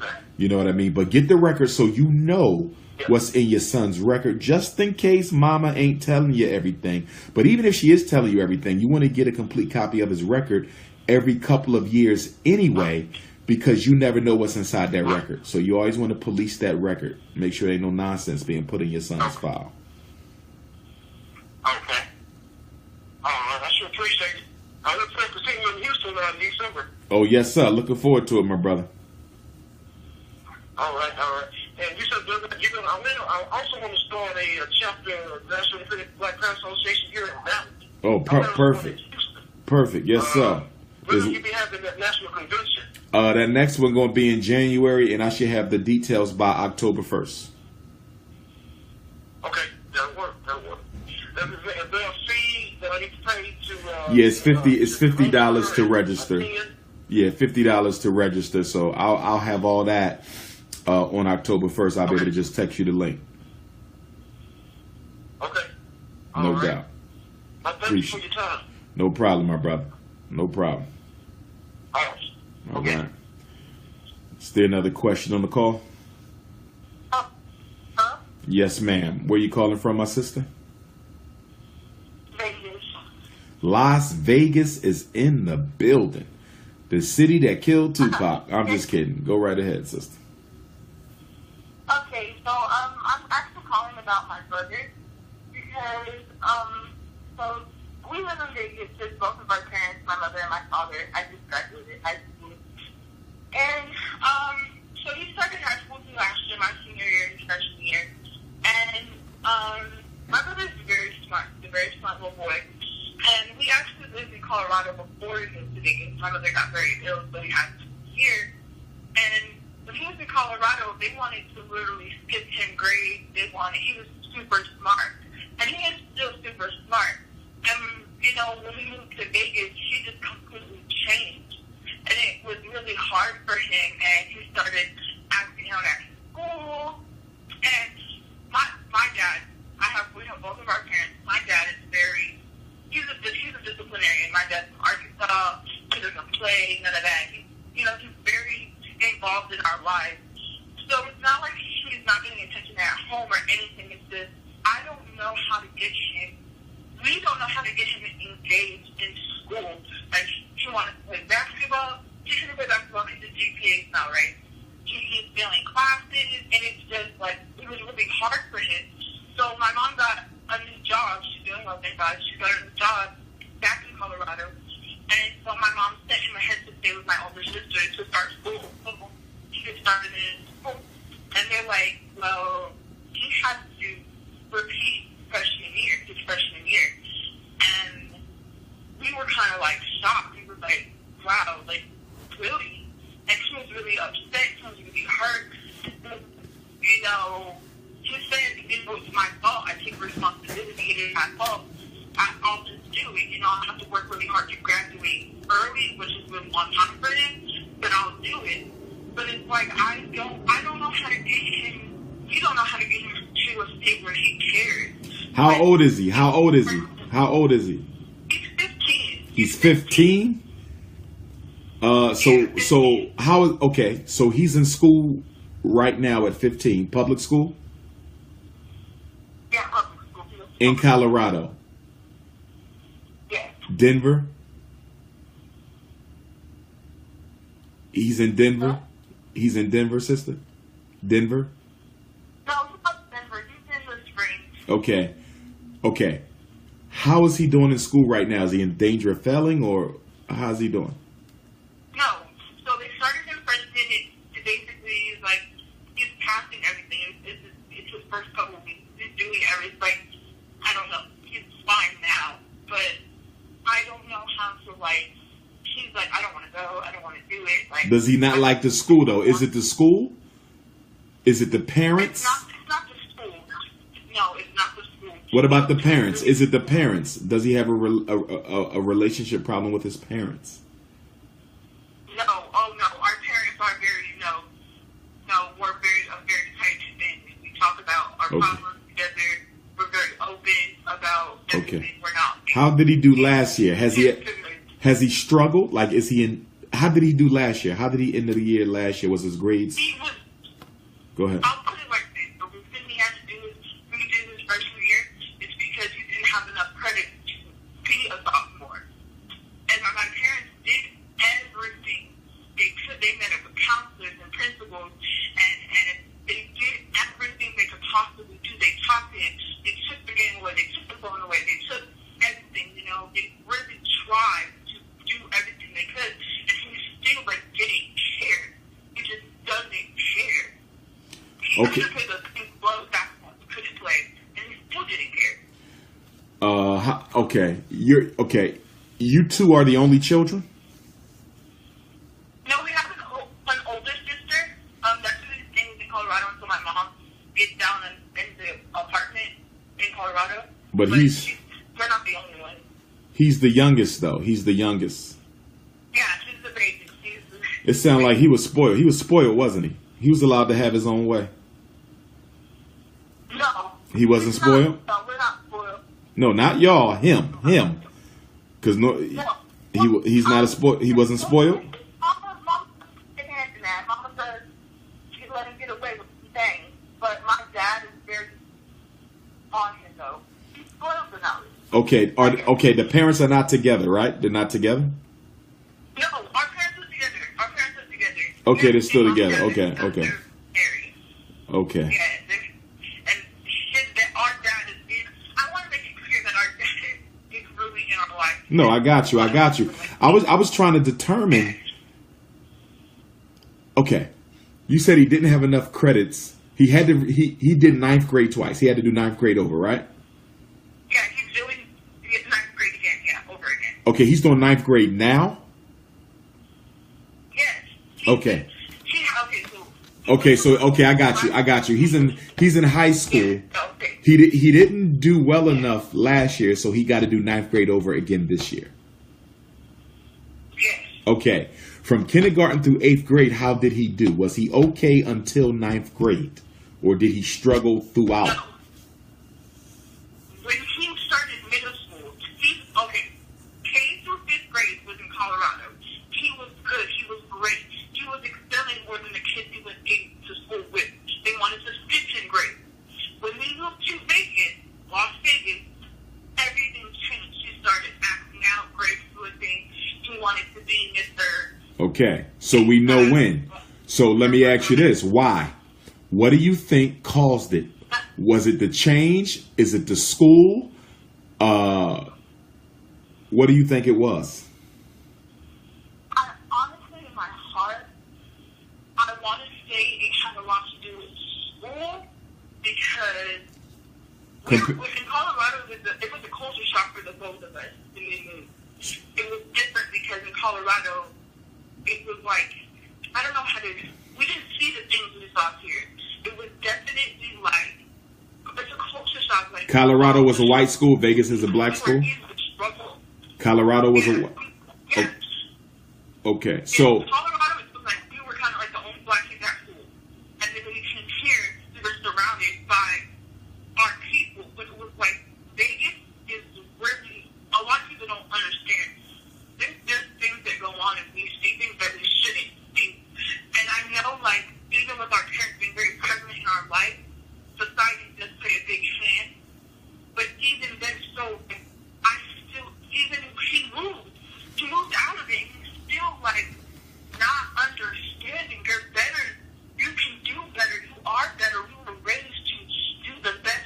Be the best we can. Right, but okay, but hold on. Let's go back because we trying to isolate the issue that's affecting him. So is it that he's around a lot of street smart black kids? Is he feeling unsafe in that environment? Is he being bullied in that environment? What is the actual trigger? Like what is the most shocking? Because he's around black kids, so that shouldn't be the shock, but it might be what they're doing. Like, is it a hood school? Like, what is it? What is so shocking about being around the black kids? Because he's black. We're black ourselves. Exactly. So what's so shocking? I don't know. I don't know if it was him trying to get something he's not. I think that plays a lot in it. Is he trying to fit in? Is he trying to fit in to be accepted? Yeah, he wants to fit in, but then. Well, that's the problem. That's the problem right there. That's the problem. He wants to fit in. He's not used to that environment.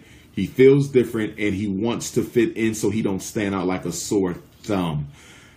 Vegas ain't the problem. The school is the problem. So the question becomes, does he need to go to another school?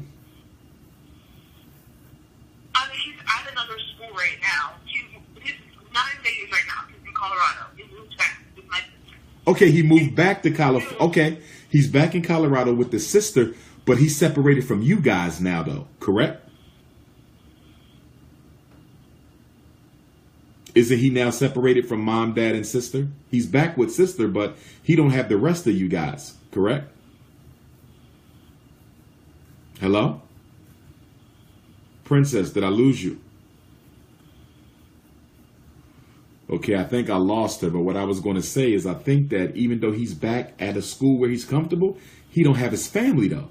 So it's still not a good fit because you sent me back, but I'm not back with my family. I'm back with my sister. So I think Australia, Young Lucini on Facebook. Young Lucini, me and my team would like to invite you to Australia. I'm ready for Australia. Australia and Antarctica. I think those are the only two continents that I haven't been invited to. Antarctica ain't got no life on it, so we ain't got to worry about that. So it's I think Australia, the last continent. Yeah, I did North America, South America, Asia, Africa, Europe. So I need Antarctica. So Young Lucini, add me on WhatsApp or send me an email. Okay, Dr. Umar Johnson at yahoo.com. Add me on WhatsApp, 215-989-9858. I'm ready for Australia, the land dialed under, Black Australia, the prince is coming. Young Lucini, let's make it happen. Send me the email, or you can email my assistant directly. Dr Umar Speaks at yahoo.com. Let's make Australia happen. Is the young lady back, or are you back, Princess, or did I lose you? I think I lost her. Okay. Is there another question on the call today?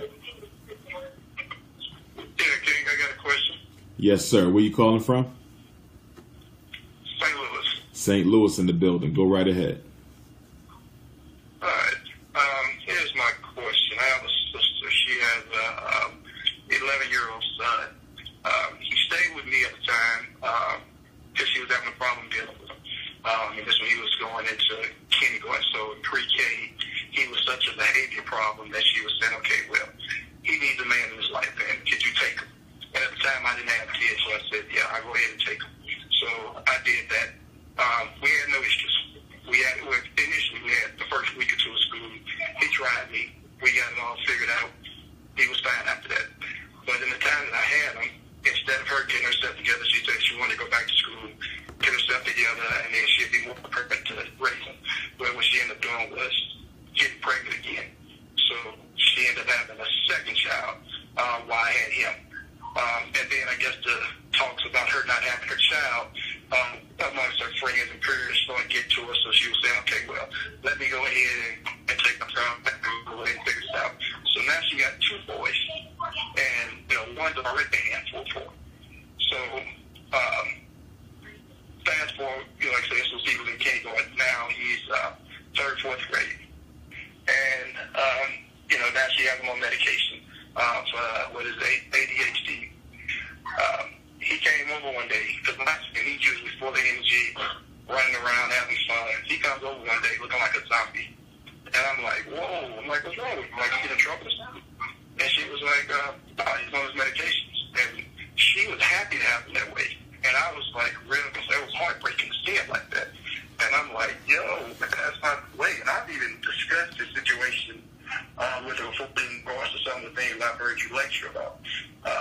So I'm like, yo, you need to, try to find another way to get this kid, some help. And I'm like, this is not the key. We understand that it's, you don't want to deal with him when he's super active and super hyper. But, I'm like, that's pretty much, that's not the way. So, what would you recommend? Or what type of advice should I give you? I've already sent to your videos and kind of given, her some advice that I've heard you give. What should I do in this situation? Has she seen any of my videos on the medicine? I'm not sure if she has to take the Spanish to throw my recommendation. Has she read my book? I think you might got to make her sit down and watch some of my videos on the YouTube. I really do. Or either she needs to read my book or both of them. Because I don't think she realizes what she's doing. The other problem too is the fact that with him doing that medicine, she don't have to worry about the school bothering her, and she ain't got to really worry about being bothered by him. So I hope it ain't a case where she don't really care about the side effects, because my life is a little bit easier now because of these drugs. But I think she needs to read my book though. That's what I think the next step is. You have a copy of it? I do. I'm sure the wife does. Me and her father, you actually donated to your school and all of that. So appreciate that. And like I said, I haven't read about your issue. I've heard all of your lectures. And aside from that, I have one other question if I had. Sure. All right. I have a daughter that's 6 years old. She's in a Catholic school.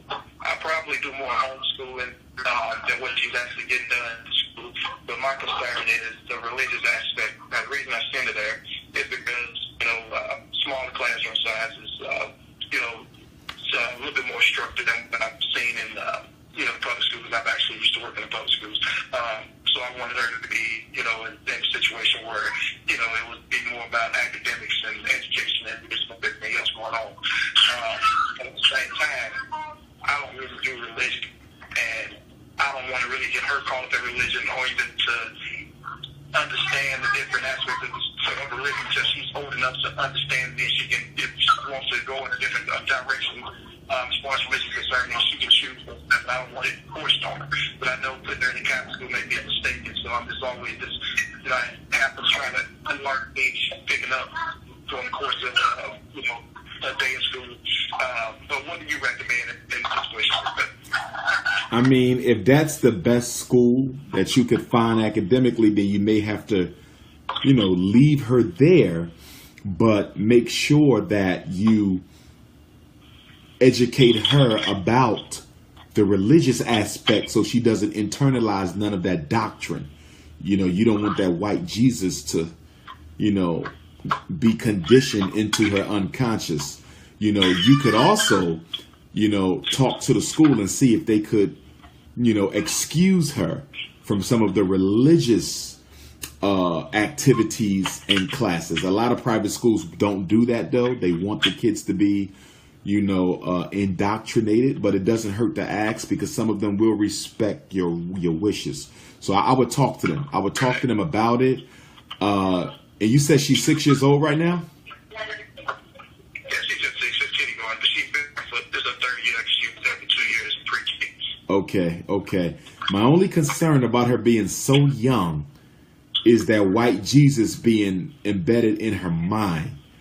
As I would have probably preferred that she go a little older, when you could have, pretty much given her a strong black consciousness foundation, so she could, be psychologically defend against that a little bit better. But going so young now, she gets that at home, because, like I said, that's, Okay. I got you. She gets that home. That's like I say, she probably gets more homeschooling than she does. I got you. Schooling like that, explain to my wife, the only thing we really want the school to teach her is math and sciences and things of that nature. We're going to pretty much teach her our history, really not force religion on her, because, again, I don't want her, too caught up in that. But at the same time, she does have a lot of questions, and I'm sure when I go into school, I get these funny looks, because she probably went back and, repeated some of the things that I've said in regards to, religion and white Jesus and, these images that they have all over the school. So yeah, she's getting that part from home, like I say, because it's just that conflict, so I don't want to, too much, hopefully, it's not too much on at this age, where she's getting this information and I'm using some of these teachings, and hopefully I'm the bigger influence than what they are at the moment when it comes to that. Right. I got you. I'm with that plan. I think we'll be all right with that. All right, well, man, appreciate you, man. Have a good one. Keep doing what you're doing. No doubt. Thanks a lot, bro. And thanks for the donations. I appreciate that. Is there another question on the call this afternoon? I'm back. I'm sorry. Hello? Yes, ma'am. The young lady, you're back about your brother, correct? Yeah. My phone failed. Yeah. I think in his case, because he's following them to fit in, I'm sorry, he's back in Colorado with your sister. The question I was going to ask you is, do you think he's okay with that? Because even though he's back at a school that he likes, he's now separated from his family, though. See, that's the new issue.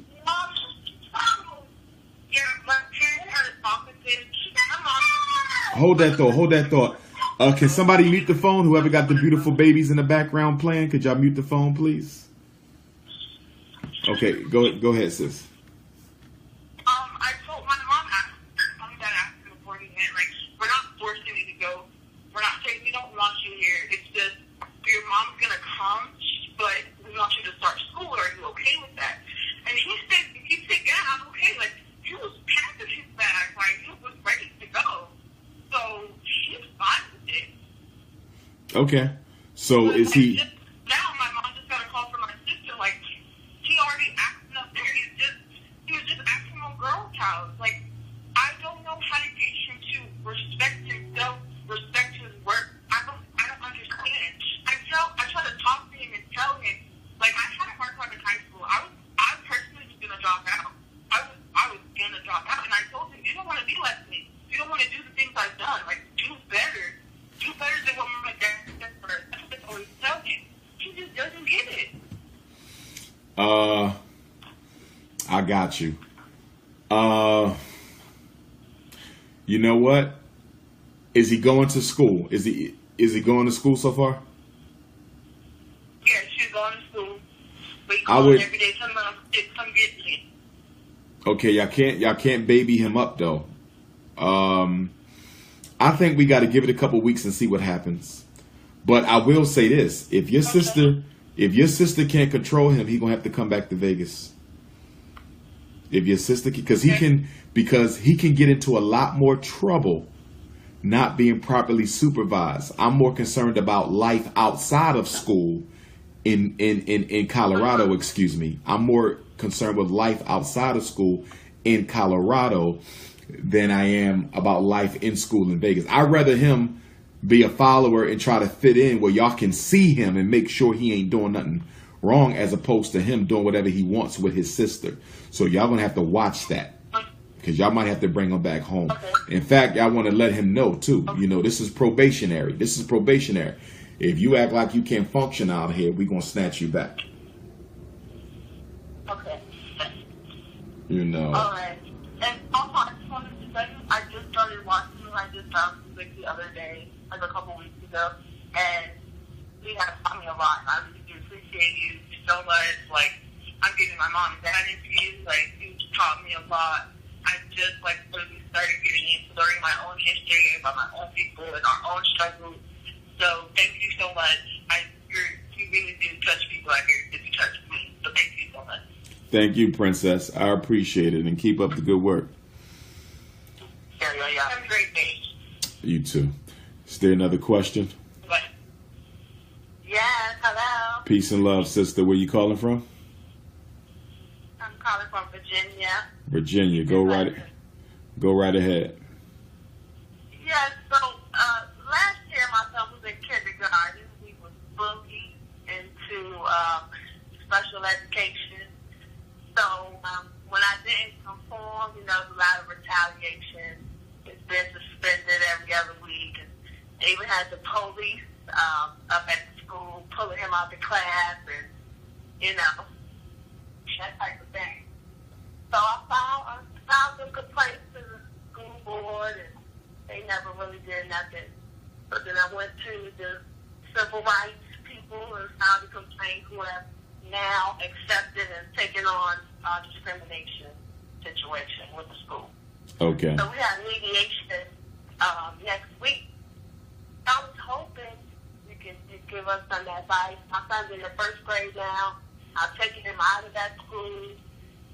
But, I practically lost my job, dealing with the other school. Wait. He's in the first grade. What was the mediation for? What is the mediation for? Did they try to put him in special ed? Like, what is the disagreement over?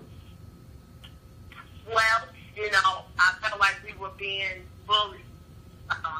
Was he a special ed kid? Was he in special ed? He had never even been tested. Okay, so He had never been tested. okay, so when you say they're trying to bully you, what, they want him in special ed? Like, I'm still not clear on what the mediation is Yeah, over. they were trying to push, every week we were having a meeting, and they were pushing it really, really hard. And, at that time, they wanted me to just sign instead of him being tested. So they just wanted me to go ahead and say, okay, yeah, maybe he has a problem, I should put him here. And the mediation is for you to get them to back off? No. The mediation is because after the school board did nothing, I complained to the Office of Civil Rights. Okay, after the school board did nothing about what? After the school board did nothing about what? About my complaints of behavior from the school, which they had my son was being counseled by the male janitor at the school. He was having private sessions with the janitor they were sending him to. They had the police pull him out of class and harass him. This is a kindergarten. Okay. First year of school. Okay. So the mediation... Okay, so it's about stuff that happened in the past, not what's going on now, correct? We are no longer with the school, but, I had to take him away from there because of how we were being treated. I'm just wondering if you need to be suing the school versus a mediation. Because if they had the janitor doing counseling with your son, that's illegal. I'm wondering if you should be suing instead of a mediation. I'm looking to, and I assumed I was going in the right chain of command with the U.S. Department of Education. So, Okay. They have called a mediation between the school system and myself, whereas the U.S. Department of Education, one of the commissioners there, is going to be mediating. Okay. I think you're good then. I would just see it out. You know, I would see it out because it's about stuff in the past, you know, not nothing that's actively affecting him now. So I would just hear it out, but I really think it's a lawsuit. You know, I really think it's a lawsuit. You know, I would do the mediation. Don't sign no paperwork though. Say that again? I said exactly right. That's exactly where we're going with this, with the lawsuit. So Don't sign any paperwork at the mediation. You got to be careful at that mediation now, because the fact that you did that mediation, you got to be real careful, because like. This is not my mediation. This is from the commissioner with the U.S. Department of Education, who feels like the school was in violation of the discrimination that they did. You know, No. there was a lot more things that happened. No, I got you. I got you. But what I'm saying is this, though. Right. Okay? Be careful what you sign. Because with a mediation, if you agree that it's been resolved, a lot of times what they'll do is they'll give you a form to sign saying that the issue has been resolved, which precludes you from being able to sue sometimes. So be careful. In which they tried to do, and the commissioner just called me the other day and she said, well, I heard from the school that the issues were resolved. And I said, well, who told you that? Yeah, I don't. Well, the school. And I said, no, we're still on. I'm still going forward. And she said, okay, well, I have this date available. I'm going to contact the school board or whomever is showing in their place to let them know the date and time in which we go for Monday. But, maybe I'm misunderstanding what this mediation is about. It's nothing that I brought about. I filed a complaint with the Division of Civil Rights. They responded back. They said, yes, the school violated the laws, and, this is the first step. I got you. Okay. So yeah, just be careful with that. Be careful with that, and keep me posted on what happens. Yes, sir. Of course. All right. Thank you so much, Dr. Umar. Thank you, Queen. I've been trying to get in contact with you. It's totally a blessing to get on social media and to hear you all live helping the people. And, I just want to tell everybody everything, all the lectures and videos that you were saying about special education, how they pushed in it. Yeah. Like, I never imagined that it's this serious, but what I went through with my kindergartner, it's sad. It's totally sad how they pushed that agenda. Like, they just really wanted me to just sign him in there without him having to be tested. So come to find out, when he was tested, he was above reading level and above in math. He was above, he was the top 3 in the kindergarten class, first grade. I got you. So, if I was one of those mothers that's like, oh yeah, just go ahead and sign him away, get their special education. But now at the gun school, I'm sure the principals talking to each other and the school board members, so they kind of like offering a lot of this school, get the courses and different things, Got you. Well, keep me posted on that. Let me know how that works out for you, love. Keep doing your thing. Thanks a lot. Appreciate you. Okay. I'm going to take a few more calls to let everyone know we're coming to the end of tonight's broadcast. It's 7:30, so we're going to go until 8 o'clock. So Dr. Umar Johnson can go and find something to eat here in Buffalo, New York. If anybody knows of any black-owned restaurants in Buffalo that I can try, feel free to text me that, 215-989-9858. My Buffalo, New York people, shout out to Rochester, shout out to Auburn, shout out to all Albany, shout out to all the upstate New York towns. I hope to see all y'all tomorrow here in Buffalo as well. But I need a black restaurant ASAP because I'm a little hungry and Big Papa got to eat. But let me go to the next call. Is there another question on the call? There is another question on the call. Hello? Yes, ma'am. Where are you calling from, sister? I'm calling from Hartford, Connecticut. Hartford. Go right ahead. So my question is, I have daughters, and I have my oldest daughter. She is deaf, developmentally and intellectually delayed. My question is, for the past 2 months, I've fought the powers that be here in Connecticut in terms of services for her.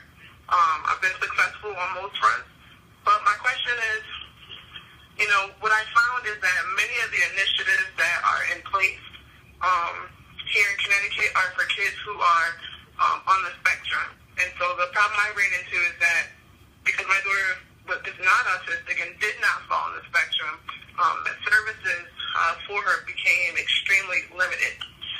Not only that, there were no initiatives in Connecticut for children like myself, and the population of Black people in Connecticut is large. How do I go about creating those initiatives as part of my plan to support other parents like myself? Because it's unfortunate. One of the things I found to be outstanding is that the services that my daughter required, the Department for Families and Children here in Connecticut, their take on it was, well, they want families to trade custody for services. It's an idea I had never heard about. Was just blown away when I was asking for services and kind of met other parents, and they kind of gave me the information and just said, they want to trade custody for services. What do you mean trade custody for service? What do you mean by that? Well, they have different divisions of the department called voluntary services. So voluntary services doesn't mean that you are incapable of caring for your child. Voluntary services is supposed to be in place for parents who need certain services for their children but cannot access them on their own. But what happens is, because the department is 7 million children and families, it's a protective service by nature. So they have a protective agency servicing families who actually want their children but just need help with them. So they just automatically assume that we want to relinquish our children for these services, and so I fought them. I was threatened by the ombudsman for DCS, just because I said that's not what I'm here for. I'm here to advocate on my daughter's behalf. I testified at the Legislative Office building here in our town. I've done interviews with WNPR. My concern is that enough parents don't know, because how did they come to this conclusion that most parents just want to trade custody, or we're going to put enough pressure on them until the point that they just want to trade custody? How do we go about fixing that here in Connecticut? How do I myself spearhead that? Because I don't want other moms who don't know accept that as an answer. There are families here who have traded custody for services because they had no other choice. Right. I think that you might want to think about coming to our next conference for the Black Parent Association in January and start a chapter. I said, I think you may want to come to our next training conference for the National Independent Black Parent Association, because it sounds like you need to start a chapter up there in Connecticut where you are to help us organize the parents so we can fight for the things that you're talking about. So I think the next step is to start organizing those parents. Our next conference is going to be in January. I haven't decided on the location yet, but I should have all that information by the 1st of October. So you guys will have 3 months to plan to be there. But I would love to see you there and become part of the family. I absolutely love that. I think it's, very critical, something that's happening here. I've learned so much in this journey. My daughter was out of our home for 7 months. She spent 2 of those months in the emergency room, receiving no services, no interpreting services. I fought for everything that she has up until this point. I mean, the services were so bad here in Connecticut, they had to move her to Rhode Island just to be able to accommodate her needs. Right. There's something wrong with that picture. Right, yeah.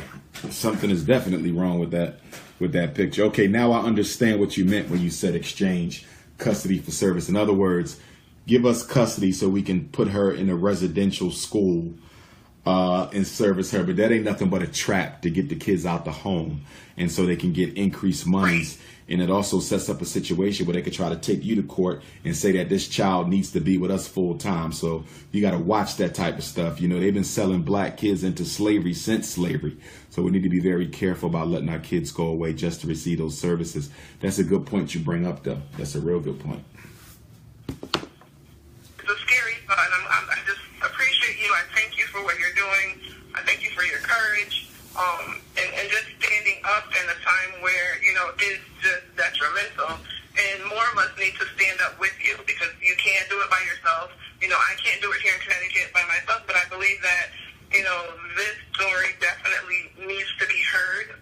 Thankfully, our story has been picked up.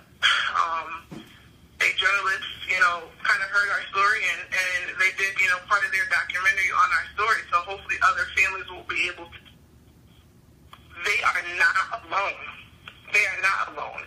And that you don't have to fight this alone. And that you can seek services to help you, you know, rest situations with your children. So I'll definitely be at the conference in January, and I'll plan accordingly now for that. And again, I just want to say thank you for everything that you're doing, all the things that, you know, are to come, and definitely praying for you.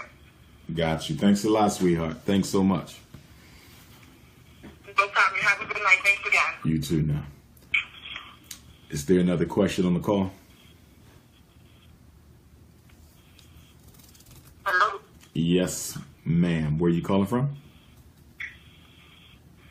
I'm calling from Toledo, Ohio. Toledo, Ohio, a place where I have never been. So I need to get a venue in Toledo. Because, yeah, I need you to help me find a venue out there. Well, I'm kind of, well, not new here to myself, but I've only been here maybe like 4 years so far. You've been there long And, enough. well, I just want I'm picking with you. to Go ahead. get to my question. Sure.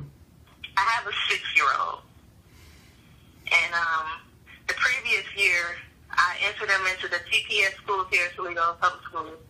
And as soon as he was in that school system, he wasn't even there 2 weeks. And his kindergarten teacher at that time was speaking about his attendance, his attentive issues, saying that, you know, he's not paying attention to what she's saying, and, you know, basically trying to hint to ADHD. So at that time, since I do have 2 other children, I had to take my son out of school because, you know, me and my husband, he has the one car. I needed another car to make sure we could get him to school. So I took him out of school to homeschool for that whole kindergarten year. Now, I've gotten him to read. He does math. He knows a lot of things. He's even right now in school, in 1st grade, reading above his class level. So I'm very proud of that much. But he's in 1st grade with the same school, new teacher, and they're still trying to push that same thing, even though she notices that he reads above his class level. She's just saying that he has an attention problem. And I sat in one of his class sessions past Wednesday, just to observe what she's saying. She sent him, well, she spoke to my husband a couple times when he got picked up from school, saying that he's breaking pencil class.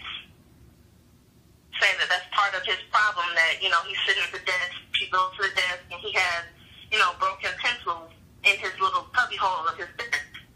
And I'm, you know, questioning that, saying, okay, I sent him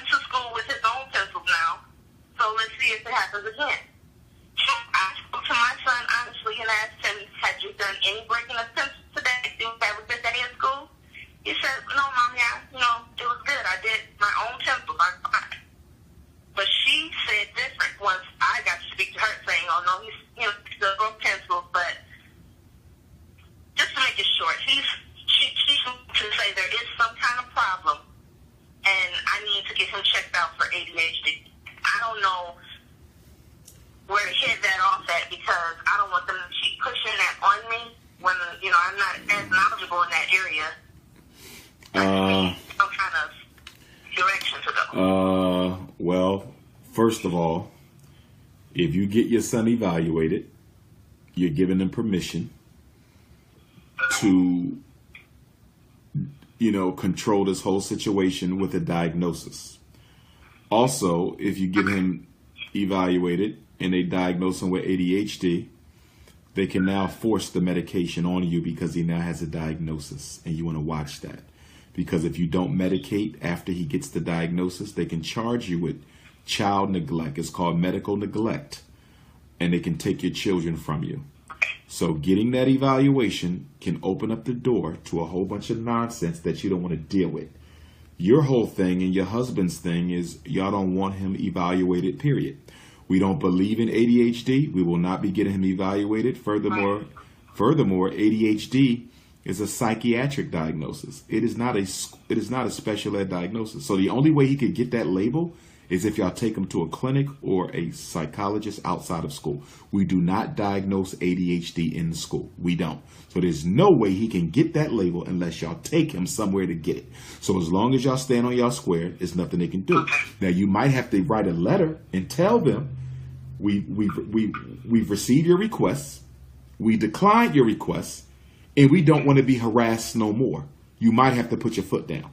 The other thing you can do, since they're complaining, is you can also hire a mental health professional. That could be a school psychologist. That could be a regular psychologist. That could be a behavior specialist. That could be a professional counselor. That could be a licensed social worker. You could hire them to go into the school and observe your son in the classroom. This is very powerful.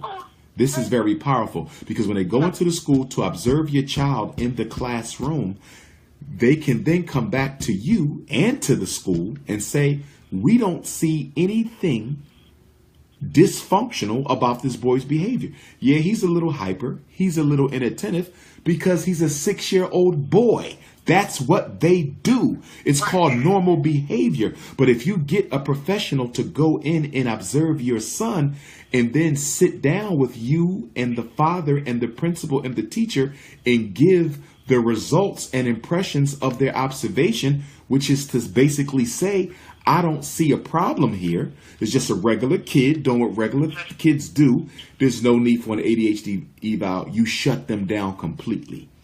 You shut them down completely because I've done it. Go ahead. When I went to observe him the day I went in class with him, they had the school, I guess, introduced the psychiatrist into the situation. But the thing is, they did not say anything about that psychiatrist observing my son. They gave it off as if he's there or she's there to observe someone else's child. So I wasn't sure for sure if, is she really here for my child and they're just trying to say she's here for someone else? Oh, quite possibly. But here's the thing. I just wanted to know that psychologist cannot do anything with or to your child without your written permission. Okay, you have to give sign. I'm a certified school psychologist. I cannot do any work with anybody's child without their signed permission, including observation. Now, under the new special ed law, they do give you some room to kind of operate in terms of observations without parent permission, but it's very touchy ground, and you really want to have signed permission before you do anything like that. But I really think the way you neutralize this is to have that person come in and do the observation. And when they go in to do the observation, you want them to observe on 3 different days, 3 different weeks, 3 different times. So in other words, week one, Monday, 8 o'clock, reading. Week 2, Wednesday, 11 o'clock, math. Week 3, Friday, 2 o'clock, social studies. And the reason you want to do at least three is because you want to rule out any possibility that the one observation was purely due to chance. In other words, if your son had a really, really bad day and the person only came to observe one day, your son will look worse than what he was. And on the flip side, if he had a really, really good day and that person only came to observe on one day, then he can look better than what he normally is. So you want them to do a couple of observations, and it shouldn't cost you a lot of money. Make sure you get this person. Do not ask the school for no recommendations, because they will set you up. You know, I would start with the Association of Black Psychologists, and I'm going to give you the number now. You can contact them and see what referrals they will have in your area. You can also contact the Ohio chapter of the Association of Black Psychologists. But it doesn't have to be a psychologist. It could be a social worker, counselor, behavior specialist as well. So you can Google some of them in your area, but you can really shut them down by bringing someone else in. And guess what? That person may go in and observe your child's class and might find out your child ain't even the biggest problem. They might say, hey, there's 2 kids in there that's way worse than this kid. And that's who y'all need to be focusing on. Like, they can really shed a lot of light on what's really going on in that class, because let's face it, teachers lie, teachers exaggerate. And if the teacher don't look like us, they really going to exaggerate. So you need to get somebody in there, you know, to really let you know what's going on. You ready for the number? I'm going to give you the number to ABC. Yes, I'm ready. It's 301 449 3082. Okay, I just have one more question. Sure. As far as when you said that I can sort of like refuse them trying to get my son diagnosed with ADHD. Yes. From that point, can they say anything as far as him still attending that school with that teacher? Is this a public or charter school? It is a public school. Then no, they cannot discriminate against you because you chose not to get your child evaluated. That's a public school. You cannot force a parent to evaluate their child. You can't. And they cannot mistreat you or discriminate against you because you chose not to medicate. That could be a lawsuit. That could be a lawsuit in and of itself. No, they cannot remove him. Now, the school he's at, is that a neighborhood school? Is that his neighborhood school? Yes, it is. Right. Yeah, they can't do nothing. They can't do nothing. Refuse it, and refuse it in writing. And that should be the end of the story. But I would still, even after I refuse it, I would still get somebody to go and observe, because refusing it is only half the battle. You need to shut them down. You feel me? And shutting them down is getting somebody to go in that classroom and observe your son and say, hey, I'm not seeing nothing but a complaining ass teacher.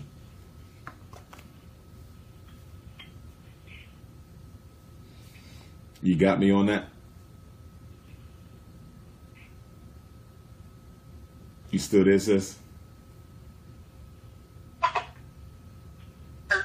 Yes. No.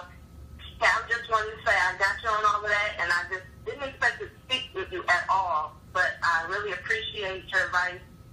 I've been going through this for a minute, and I've been upset, and I've been trying to express it to my husband. He's understanding of it, but I just really have taken pride in educating my own child at home, and he's done way past what I expected for his age. Gotcha. And I just thank you for your advice, and I will definitely follow through with it. No problem. No problem. So we are down to our final 4 questions. I'm gonna take 4 more.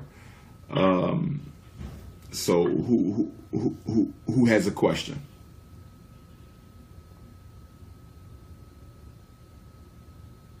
Or we might be done. Are we done? Okay. I think we might be done. I want to let everybody know that we will still have our Tuesday morning call. So we will be back on Tuesday. Every single Tuesday, Dr. Umar Johnson conducts the Underground Railroad. The Underground Railroad is the secret society that we have to help kidnap our kids out of special ed, kidnap our kids away from ADHD, kidnap our kids away from the discipline schools, kidnap our kids away from psychiatric meds. So we will be back Tuesday morning. And I think I am going to drive to Detroit. I think I'm going to drive to Detroit after my Buffalo lecture to look at those schools. I think I'm going to go ahead and for the